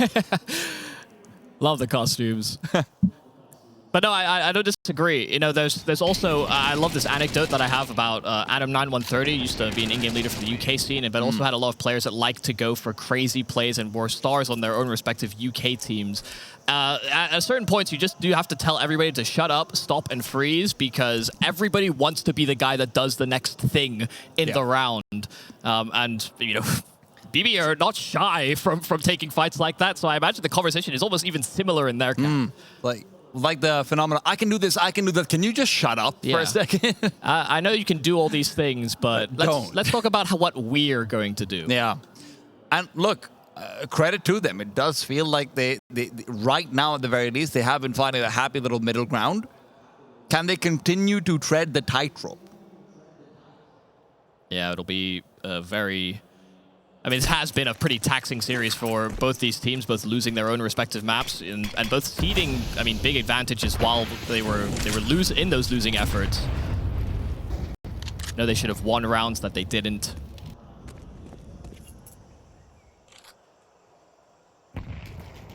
U-Jerk's early damage being received. Looks like a grenade being deployed. This time BB used 2 smokes to take mid control as well, so they weren't trying to go for, a third as well.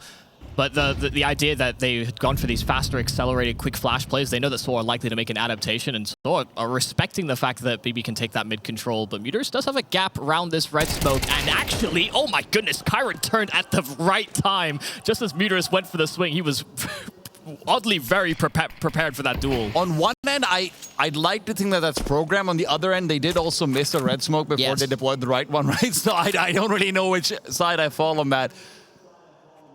Still, sAw are reinforcing the B bomb side, and that's what BB is leaning towards as well. Look at the patience. Yeah. Zorte knows exactly what's coming in his way. He's picked up only the one, but that's enough. Maintains advantage, and the bomb is starting to make its way back over towards the A bomb site. You denied them from pushing for more, and MagnoJez in the meanwhile is also looking to put a little bit more pressure out into Cave. That means that rotations will be very far away, and with Arrows Rush missing the first bullet, there's no chance of AF assault. Yeah, he was always going to be on an island. He got that smoke down in towards Donut, and even that was imperfect. There was a gap around the edge of it that he had to be conscious of, but he wanted to reposition and maybe even clear towards A main, but yeah, the timing on the burst there from BB is very well put. Nafny as well will remove one of these rifles in sAw's attempt to save. But money is continuing to build here for this BB side. Even if we see a resurgence here from the Portuguese, it's really going to be, it's going to have to be chained rounds of success. And at the moment, I'm not sure that they know how to create a solution when BB are playing a lot slower to the pace, and a lot, I guess, to a different tune than we would have expected. They're very stop, start. One of the cool things about the sAw side ever since Barry has joined, in fact, isn't it? It's kind of an equal. I can talk about this. One of the cool things is that we actually saw a reprioritization on CT side of who's going to go for aggression. Barry really streamlined things. Roman's found a nade kill, and he's pushing forward with a 5-7. He doesn't find a frag, so maybe we put this on pause for a while, because mid control has been established, and although BB have shown that they're comfortable playing slow can also lead into some interesting timings from pistols. So Zorte trying to line up for the little pixel gap inside of Cheetah, but in the recent update, that was taken away. Sorry, Zorte. Same with Anubis. For the best. Pixel gaps are never fun. Yeah, hard to counteract too, but Zorte will have quite a lot on his plate if he's supposed to link up with these players in an attempt to go towards B. 5-7 around the corner is very scary, but Zorte is not scared at all. Yeah, really nice timing on that. Especially with his teammates taking contact out from ramp. Roman was not going to just simply sit on by while the site was seeded. U-Jerk's a lovely shot, but too many angles to clear out. Zorte and Chiron will combine for a couple as that plant goes through. And now only a Rose Douche. That remains a 1-on-3 where his best prospect is getting away with a rifle somehow. It'll be difficult to get there. Especially considering just backing off. Damage, I guess, would be nice if you ignore the fact that BB does also have a ridiculous amount of money being built up at this stage. But yeah, he'll see what he can find. But for sAw, what Barry did really streamline is who's going to go for CT side opening kills. They went from a very interesting standard deviation that was very low, right? So what that means is that all of the players went for opening kills at almost around the same attempt rate. Right. Everyone was involved early on pretty much equally. It felt like no one was designated on the CT side to have that. But ever since Barry's come in, U-Jerks and Story have risen massively, right? U-Jerks and Story both have like a 25% attempt rate. Everyone else is way down below. So that's normally who you're looking out towards to make things happen, but in a map like Ancient, it switches over a lot more. Muterus ends up being one of the big focuses, and I do think that awkwardness is one of the reasons why they've not really found their footing on Ancient the same way where they might have on other maps, where on one end, you've been trying to adjust your roles so that two of your star players are the ones taking duels, but on the other, you're also still reliant on Muterus because his position on mid is so influential on a map like Ancient. It's one of the rare places where I think there's actually been sort of this internal, not exactly conflict, but internal strife and philosophies. Yeah, if you're going to try and hammer home a particular idea and then there's one map that's the exception, then it's going to be tough to make that work as streamlined as maybe some of your other maps. And that is definitely interesting. Nice HE, BB trying to round the corner, and Muterus cannot control for it. Chiron getting 2 from just that one HE of the blow of the smoke. They find a flurry of frags again. sAw are falling flat here on the final map in this series. Roman will try his hand at it, does find a kill, but Nafany, even with the smoke blooming at the feet of Roman, does get his hands on that head.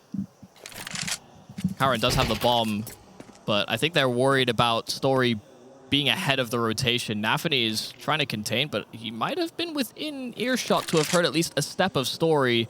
Nafany's pumped the brakes. He knows. And it feels like the brakes have very much been bumped on all of sAw in general. Yeah, I mean, they win the pistol, they win the conversion, they lose 2 players in both those rounds, but ever since it's been investments, I mean, mid has been a liability. We see the re-aggressions that sAw are trying to compensate with. They're getting caught as well. The initial look from sAw and the counter actions are definitely worse for wear, but you can see Chiron, he started with this series with a lot of energy. It maybe fell a little flat within that first map, but you can tell that the light is back in their eyes. It's back on the server as well for them. They see everything. It feels like they just know what's going to happen. 6 in a row is pretty nuts for BB team. And no intentions of stopping over here up against this force buy as well. Early damage being dealt. Magno doesn't feel too good about jumping up to receive that grenade. Never feels good to header an explosive.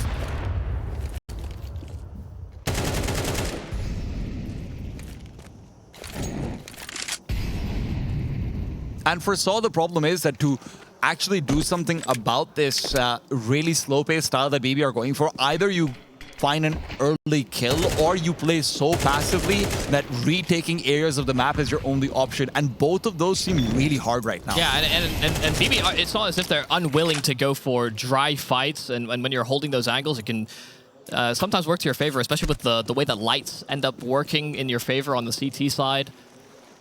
Contact plays can be trumped. Maybe a round like this could be a way that sAw start to spark a comeback here on this defensive effort. Smoke is down in the time, but a lovely kill from Siren. That's nice. He just mantled up and immediately saw over that smoke. Story will be uncleared for the one kill that he wanted to get. Still empty-handed, and it's a desperate attempt through the smoke. It's a just complete decimation.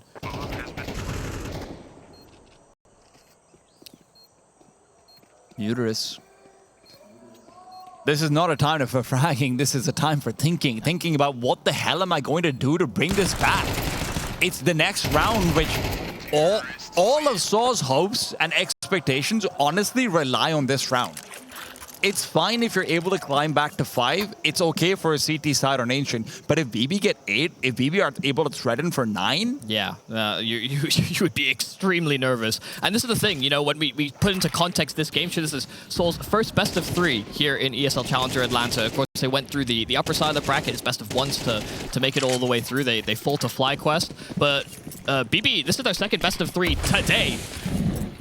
You know, if we were going to talk about losing energy or tuckering out, BB were maybe the ones with more reasons for that to have happened. BB have also found the infinite money bug of Counter-Strike very clearly. Yeah, they've got so much cash.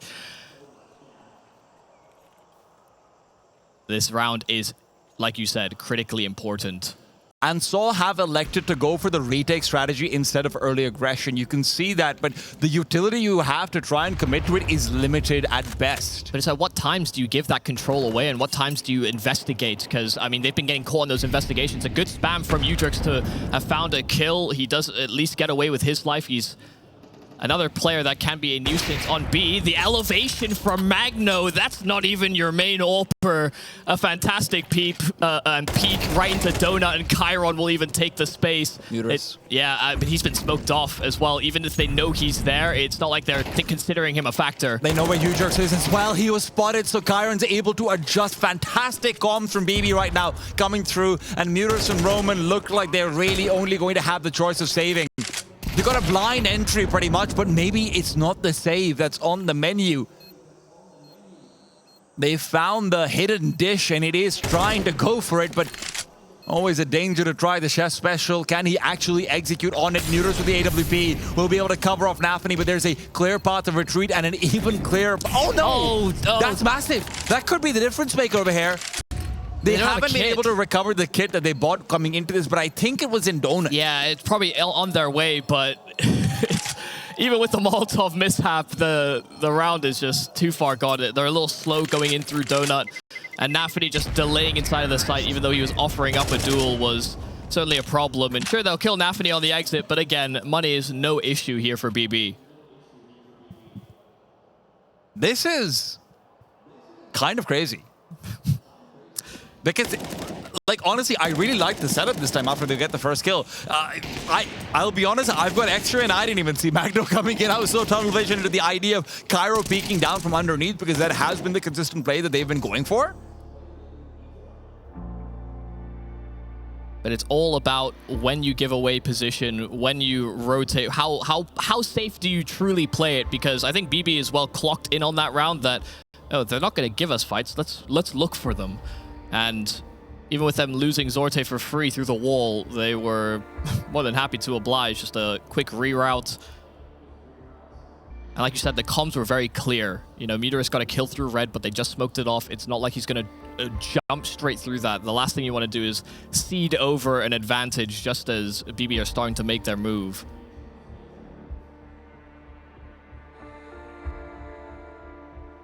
But I think sAw look a little stumped. They have not been able to deliver. It is still a pretty equal distribution. Sure, Roman has 7 kills, but rounds are far more important now. We had a Rosdo start the game with 3 kills on the dualies, and he is a critical component to this attack, or rather to the defense of sAw. Muteris, a nice opener, but there's trades right back, and Roman and Rosdo have continued to apply that pressure. Now it looks good for sAw. This is old school Muteris. This is exactly what you would expect to see from him coming through, where he's the one climbing up the ladder and getting aggressive immediately, trying to face down into the B lane. And maybe this is what they need, right? That second gear, that turning back time to a place where, honestly, they did feel a little bit more confident on the map. But even if this ends 8-4 now, PB are going to be satisfied. Sated from this attack.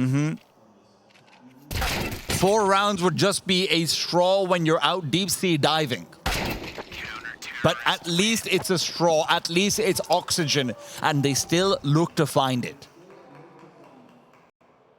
Yeah, I mean, with the way that BB were playing the opening rounds, that's the first time we've seen sAw, I guess, go back to that sort of early aggressive maneuver on the CT side, looking to scale up towards ledge, threaten and actually control away the B lane. And critically, sAw hit their shots as well when they're presented those opportunities. Is it going to be a little bit more of the same? Molotov's grenades, it's a double Molotov actually for the CT side. It's the smoke from Tease to block them off, and Roman, who's trying to threaten out some early aggression off his own, will not be able to scout out Nafany, but Nafany misses his shots and Roman gets opportunity number 2. sAw are fighting indeed. They're not out of this one yet. 1 versus 5 now here for Siren. First kill is nice, but Bomb is over in that B lane, and you know sAw are going to start to try and contain him. Story has him pinned to position, so it's at least 4 for sAw on that defense, but they're going to need so much more. This could be the last time the Portuguese play here at Atlanta.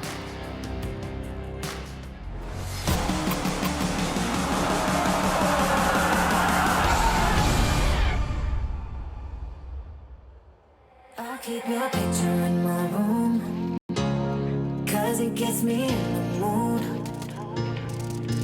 You're still living free in my head. You got me so confused. My mind is full of you. Still want you in my room. Don't wanna get rid of you. On my mind when I am up too late. You got me so confused. My head is full of you. You keep slipping away. I learned the hard way. But something's gotta stay. Don't let it go to waste. Do you remember all of the long nights warm in my bed? Night for the sunrise, that's what you said.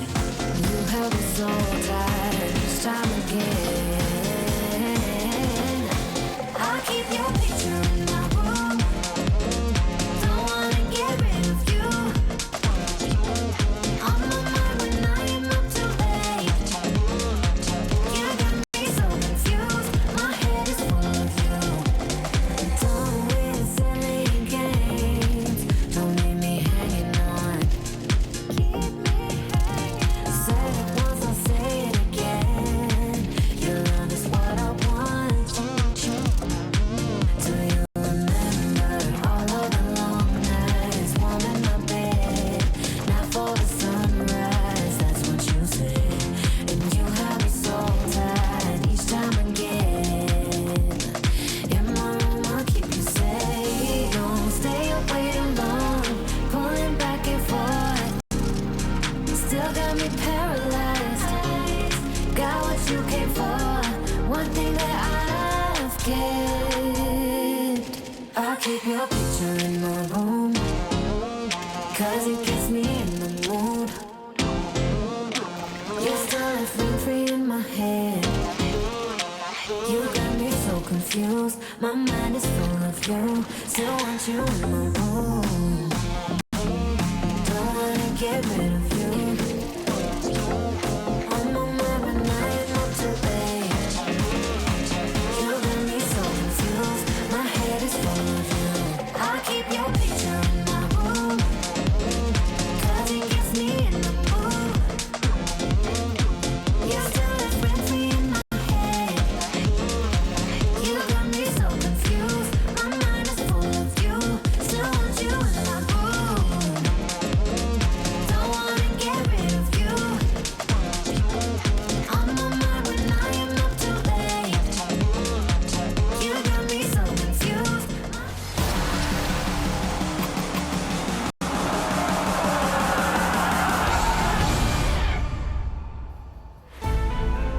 sAw remind us that 2 slices of bread do not make a sandwich. They start off with 2, they end with 2, but it's a whole lot of nothing in between.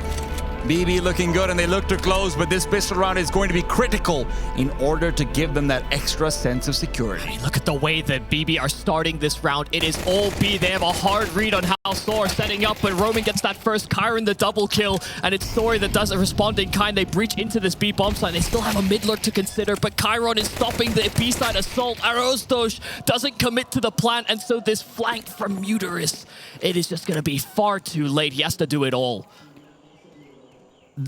They're still not considering him to have come over this way. Now Nafany goes back and checks where he gets ahead immediately. That's kind of strange from sAw when Muterus has found that much space. The fact that they aren't really waiting for him to pair up with them, but maybe just hoping that it's only one player inside Cheetah, not expecting all 3 of them to be there. I mean, there were 4 players ready and rearing to go. They sent 1 player towards long. They just wanted that fight. They had a hard read on the Soul Pistol. BB doing their homework ahead of time. Kyron clearly elated. Oh my god, the nods don't stop! Yeah, they're feeling the groove now. I've never seen this many of Kyron's teeth until now. But you saw as well, as soon as it came to a 1-on-3, we see the cam of Muterus, and he's probably just thinking, where did it all go wrong? How did they read that so perfectly? It's times like that when as an IGL especially, it's like, I'm not having a good day right now. Yeah, they called ahead of me. Not a good feeling to be had.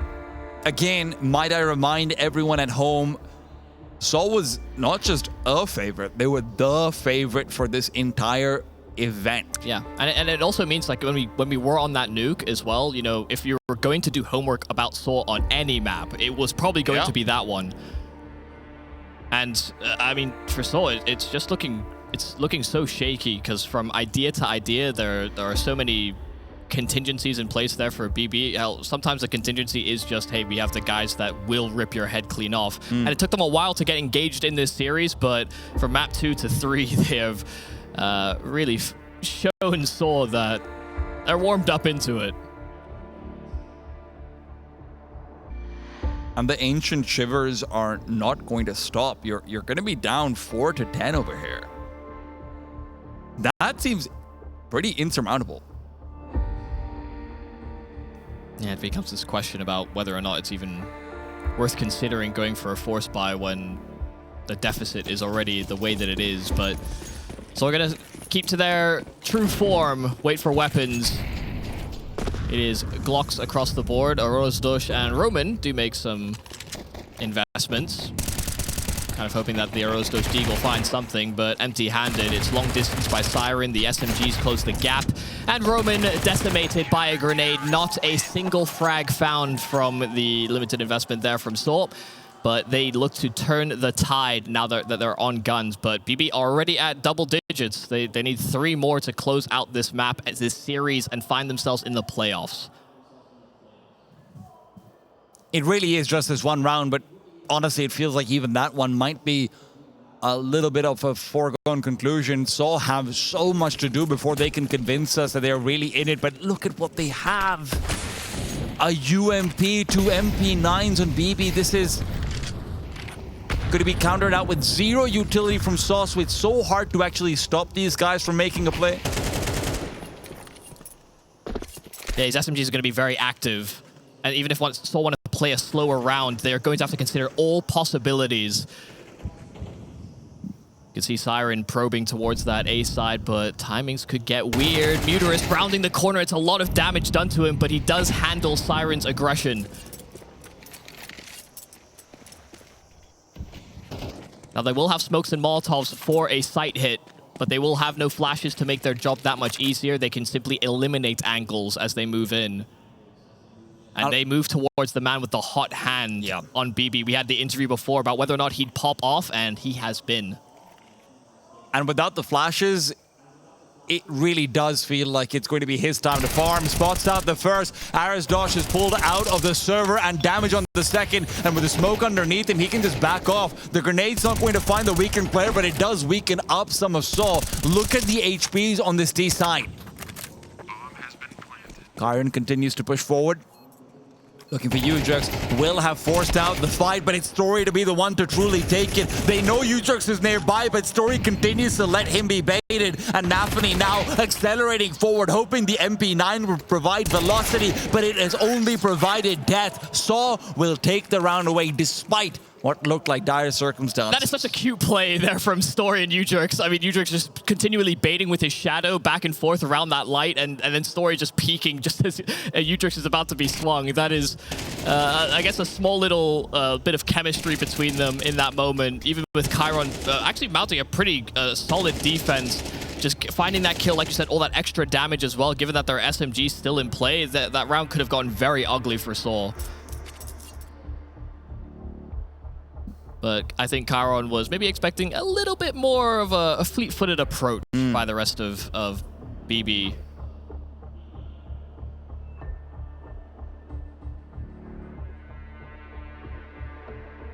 We know that pressure is mounting when timeouts are being called Successively. Yes. You don't want to make that critical mistake, not when your life is on the line. Life and reputation both, honestly.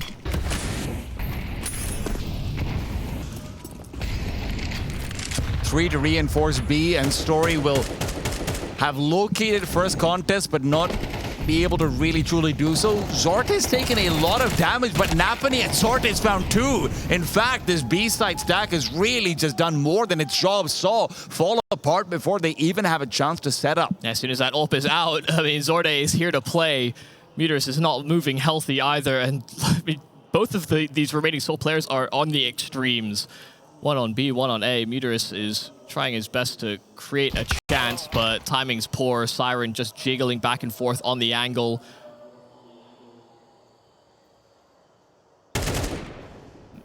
And this is not looking too good here for Rosdosh. Spotted. They go for the double swing, and Chiron will even move in for the crunch. An 11th found, and it is looking dire now. sAw, they've sustained a lot of damage. They didn't even really get their gears engaged for this hit. They just get picked apart by the AWP. Oh, man. Don't you just hate it when Zorte does that? Just about the worst thing that could have happened. When it rains, it really does pour right now, and sAw are flooded. Running through the incendiary is Roman, a nade to try and chase past, but Roman's been traded immediately. That opening pick doesn't give them an advantage for more than a second.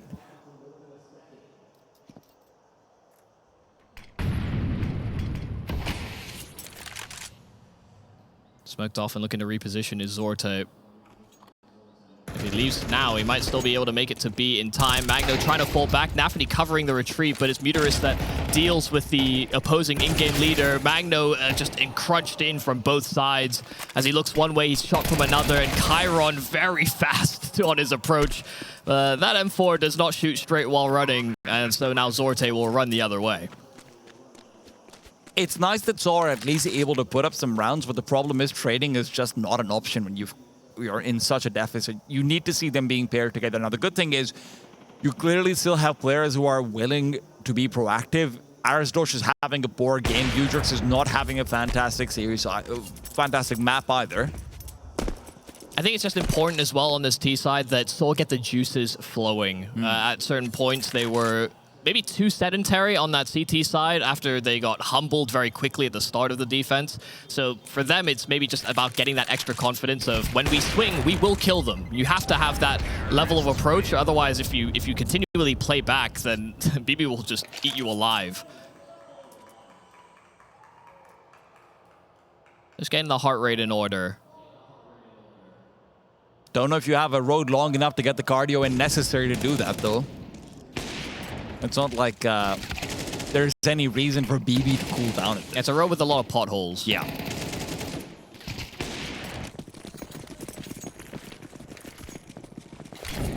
But this one at least should be slightly smoother, at least on paper, right? That's the MP9s, that's the Farmers, that's a lot of flashes in middle, and Arisdosh finding one, Muros making it 2. Excellent double entry, and it should be a few more kills, so the CTs don't even really have much to try and turn back to save. That's why they're going to recommit into Red Room, and Nafany brings it only slightly back, even recovers the weapon. Yeah, that's really big for them as well. He's going to look to try and reinforce Magno just, but just trying to play ahead of all the Molotovs is Magno. Nafany caught behind one.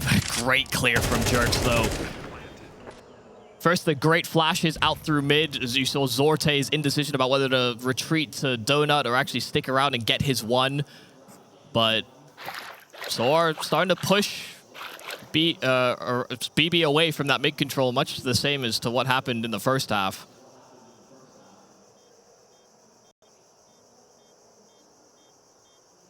Yeah, saving an MP9 doesn't feel great. It's what he's got. Maybe it can be converted into an AK in the next round. Let's see. I think regardless of how you feel sAw have performed at this tournament, it is always good to see that there is no despair crossing their faces. They maybe have a blank stare or two, but they're not getting wrapped up in their feelings. There's always words to be had. Sure.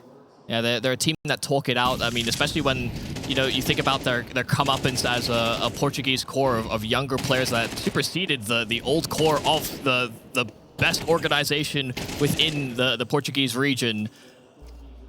And to then be joined by those veterans, there's a lot of making sure that they grow from every experience as well. And here's the thing, despite sAw's recent success, one of the things that we have to keep in mind is that this wouldn't be the first time where the younger players did shut down a little bit in the early rounds, right? So Roman and Muris are no strangers in, hiking up their sleeves, getting those elbows dirty, getting some grease out on them, and then just taking the fights themselves until the young ones come alive. Now, it's not easy to do versus BB team. It's not easy to do versus the firepower that has been showcased since map number 1. Anubis might not have looked amazing from BB, but that's not to say that they didn't have flashes of individual brilliance even on that. And it's not to say that BB can simply sit on their laurels as well, given the lead that they got their hands on. If sAw start to really focus in and get these rounds together, then before they know it, this map could go a lot longer than BB may have forecasted. Okay, Muris is just checking just in case. sAw's been very fortunate about some kills through the smoke. That one maybe a little bit more expected. Yeah, well, BB like to play around smokes, don't they? So just maybe hyper conscious of those possibilities.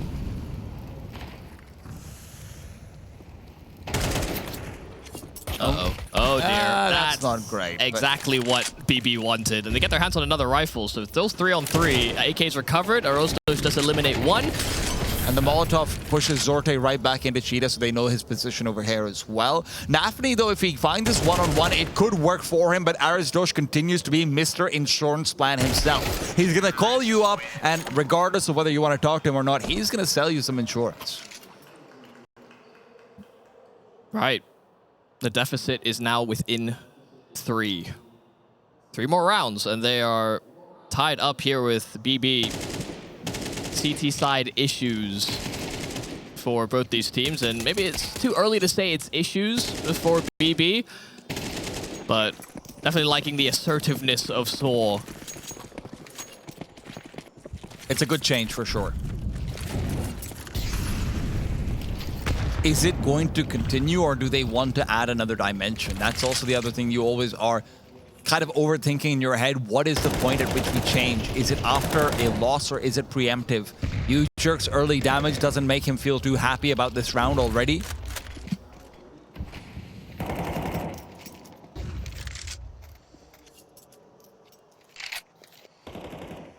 And despite the fact that BB do have the buy coming out, remember, they don't have an AWP, so Zorte is somewhat mitigated just naturally.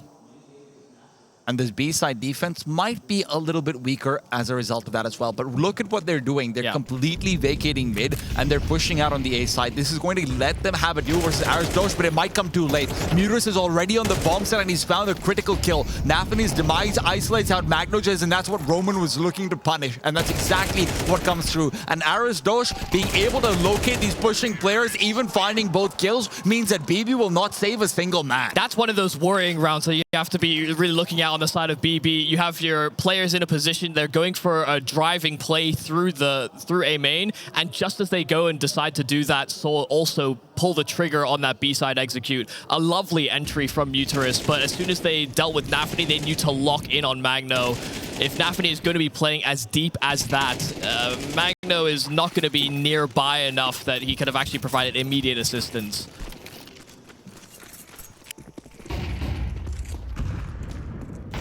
Oh dear, it's a collision course, an absolute collision course to these pistols. Story does answer back, but Siren has crossed that gap and has that 5-7 in play. It's close range angles, but Arisdosh and Story keep a handle on things. Thank God. That was very much a not like this moment, but sAw keep their cool and keep their members alive. Story will shut things down with 3, and although they might be anti-ecos, honestly, they were really necessary. But that's a round to be forgotten, and this might be a round to remember. Yeah, there's a bye coming now for BB. A final stand before having to concede an 11th. They get themselves close.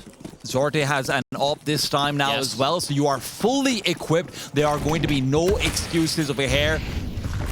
And sAw know that as well. This is their biggest hurdle in the comeback. They are so close. They've made themselves relevant, but relevance will not matter if you falter here. It's a really good molly there from Roman as well. Will keep Magno back. Again, they've got so many active players here on BB. If you are able to contain them into their spots, suddenly these executes become a lot more threatening. That's what sAw have been trying to build into these late rounds with. Magno heard those jump spots from Roman, and he really wants to try and aggress forward. Is there a setup to let him do that? Zorte doesn't have a flashbang, so going out, you're going to have to push through a smoke, and that's a deep smoke, so at the very least it gives you lurk potential, but you don't have any mid presence over here. That's what Story's watching out for. There's also a lack of, just these lack of smokes doesn't mean you have to play a little bit more off angles or play together, maybe set up for flash plays.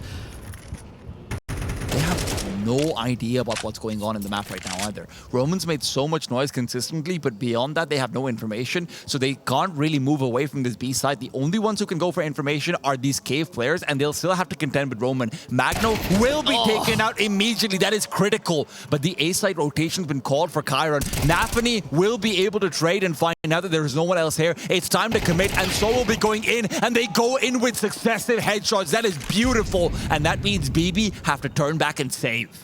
Okay, now we're really talking. sAw have been able to successively get now a 6th round straight. An 11-5 scoreline, and we're thinking BB may have just done it. They may have broken sAw, but they rebuild at the right moments. They get their hands on weapons. They are assertive. They take fights. They are willing to take individual duels against a BB team that have been winning a lot of those head-to-heads. And in the attempt to save, BB will lose one of their members. Zorte, the last that will attempt to survive, but Muterus is hot on his heels. And that may have been a step too far. They will be very satisfied if this ult comes out of Zorte's hands. A nice no-scope there from Zorte, but he was out of bullets. And Utrox guns him down with the Glock. That is absolutely worth it. And Michael, maybe there's a conversation to be had about something I don't think you've said on air yet, but you have mentioned to us behind the green room, right? Which is that BB have had question marks around their CT side, and it is very clearly visible right now. And you can see adaptations in the way that they played Anubis earlier on, even in this series alone. But I think it's so different to make changes on maps where you've played it at least once at this tournament, you see the weakness, and you can make that adaptation. But when you're flying a little bit more blind, it becomes more complicated. Then you go for the force buy. BB won 2 rounds at this to at least get themselves re-engaged. Story and Utrox, though, are able to quell the initial flames of BB. At this rate, overtime might not even be needed. sAw completely expected as well. You see Story playing so much more defensively because he's worried about a faster push. It could have just been pistols or a half buy, right? That might also be what Story's watching out for. But with BB's buy being what it is, it just ends up working perfectly. But still, that doesn't mean there isn't threat available. The 5-7 can be destructive at these close ranges, and there's two players to try and fight up against. Zorte gets one, and with a knife in the hand of Ujerk, Zorte could have made it two, but Ujerk's fadeaway means that despite his low health, he maintains advantage. He made steps, so that's why he's holding for Zorte's re-aggression. He knew he was likely to be hot on his heels, but Zorte gets his one. Upgrades to that AK, the smoke that's down is definitely complicated for sAw to deal with. They trade places in that smoke, and so Zorte will be none the wiser. They should still anticipate something towards that A bomb site given the information that Zorte has, but Chiron has to deliver. Chiron gets the damage, but not the double kill. That means it's still a one-on-one. Offers on either side, but one with the AK, and I would favor him with the HPs being where they are, but Zorte is going for the long play. Coming in from A main, and Story's never going to expect this. Zorte doesn't have a kit though, so he doesn't really have the advantage of time, and Story's thinking about it. Story's thinking about it, but he's missed his shot, and as he missed his shots, repositioning to the backside, and again, that lack of the kit will be everything, but Story will not miss twice. It's 12, and somehow sAw will be the first to get the match point. I cannot believe Story read that. I mean, so many different positions Zorte could have been in. Last seen inside of Cave, and he could have simply retreated through B, gone through spawn, but he fought for A main control, and man, the timing could not have been better. Sure, he might have missed that first, but he got exactly what he wanted. Holy. He's in their heads. And I did not believe in this comeback. Not at all. sAw had fallen flat, but here they are delivering. Everyone is so damn blind in mid, but Arostos does deliver on his kill. There's Magno to strike in from Cave, so it's not as though that kill is untraded, but the momentum, everything that sAw have been putting together here on this T side, any given ground, BB will be terrified. And Chiron's gone from having 17 kills at the turn of the half, about after 13 rounds or so, to now being on 20, but he might still have a chance to shine in this one last bit of hope that BB have for overtime. You can see BB are flying blind. They're having to make just hard calls. And they don't have utility to try and do anything with. It has to be a dry peek if they want to have visibility on anyone on sAw.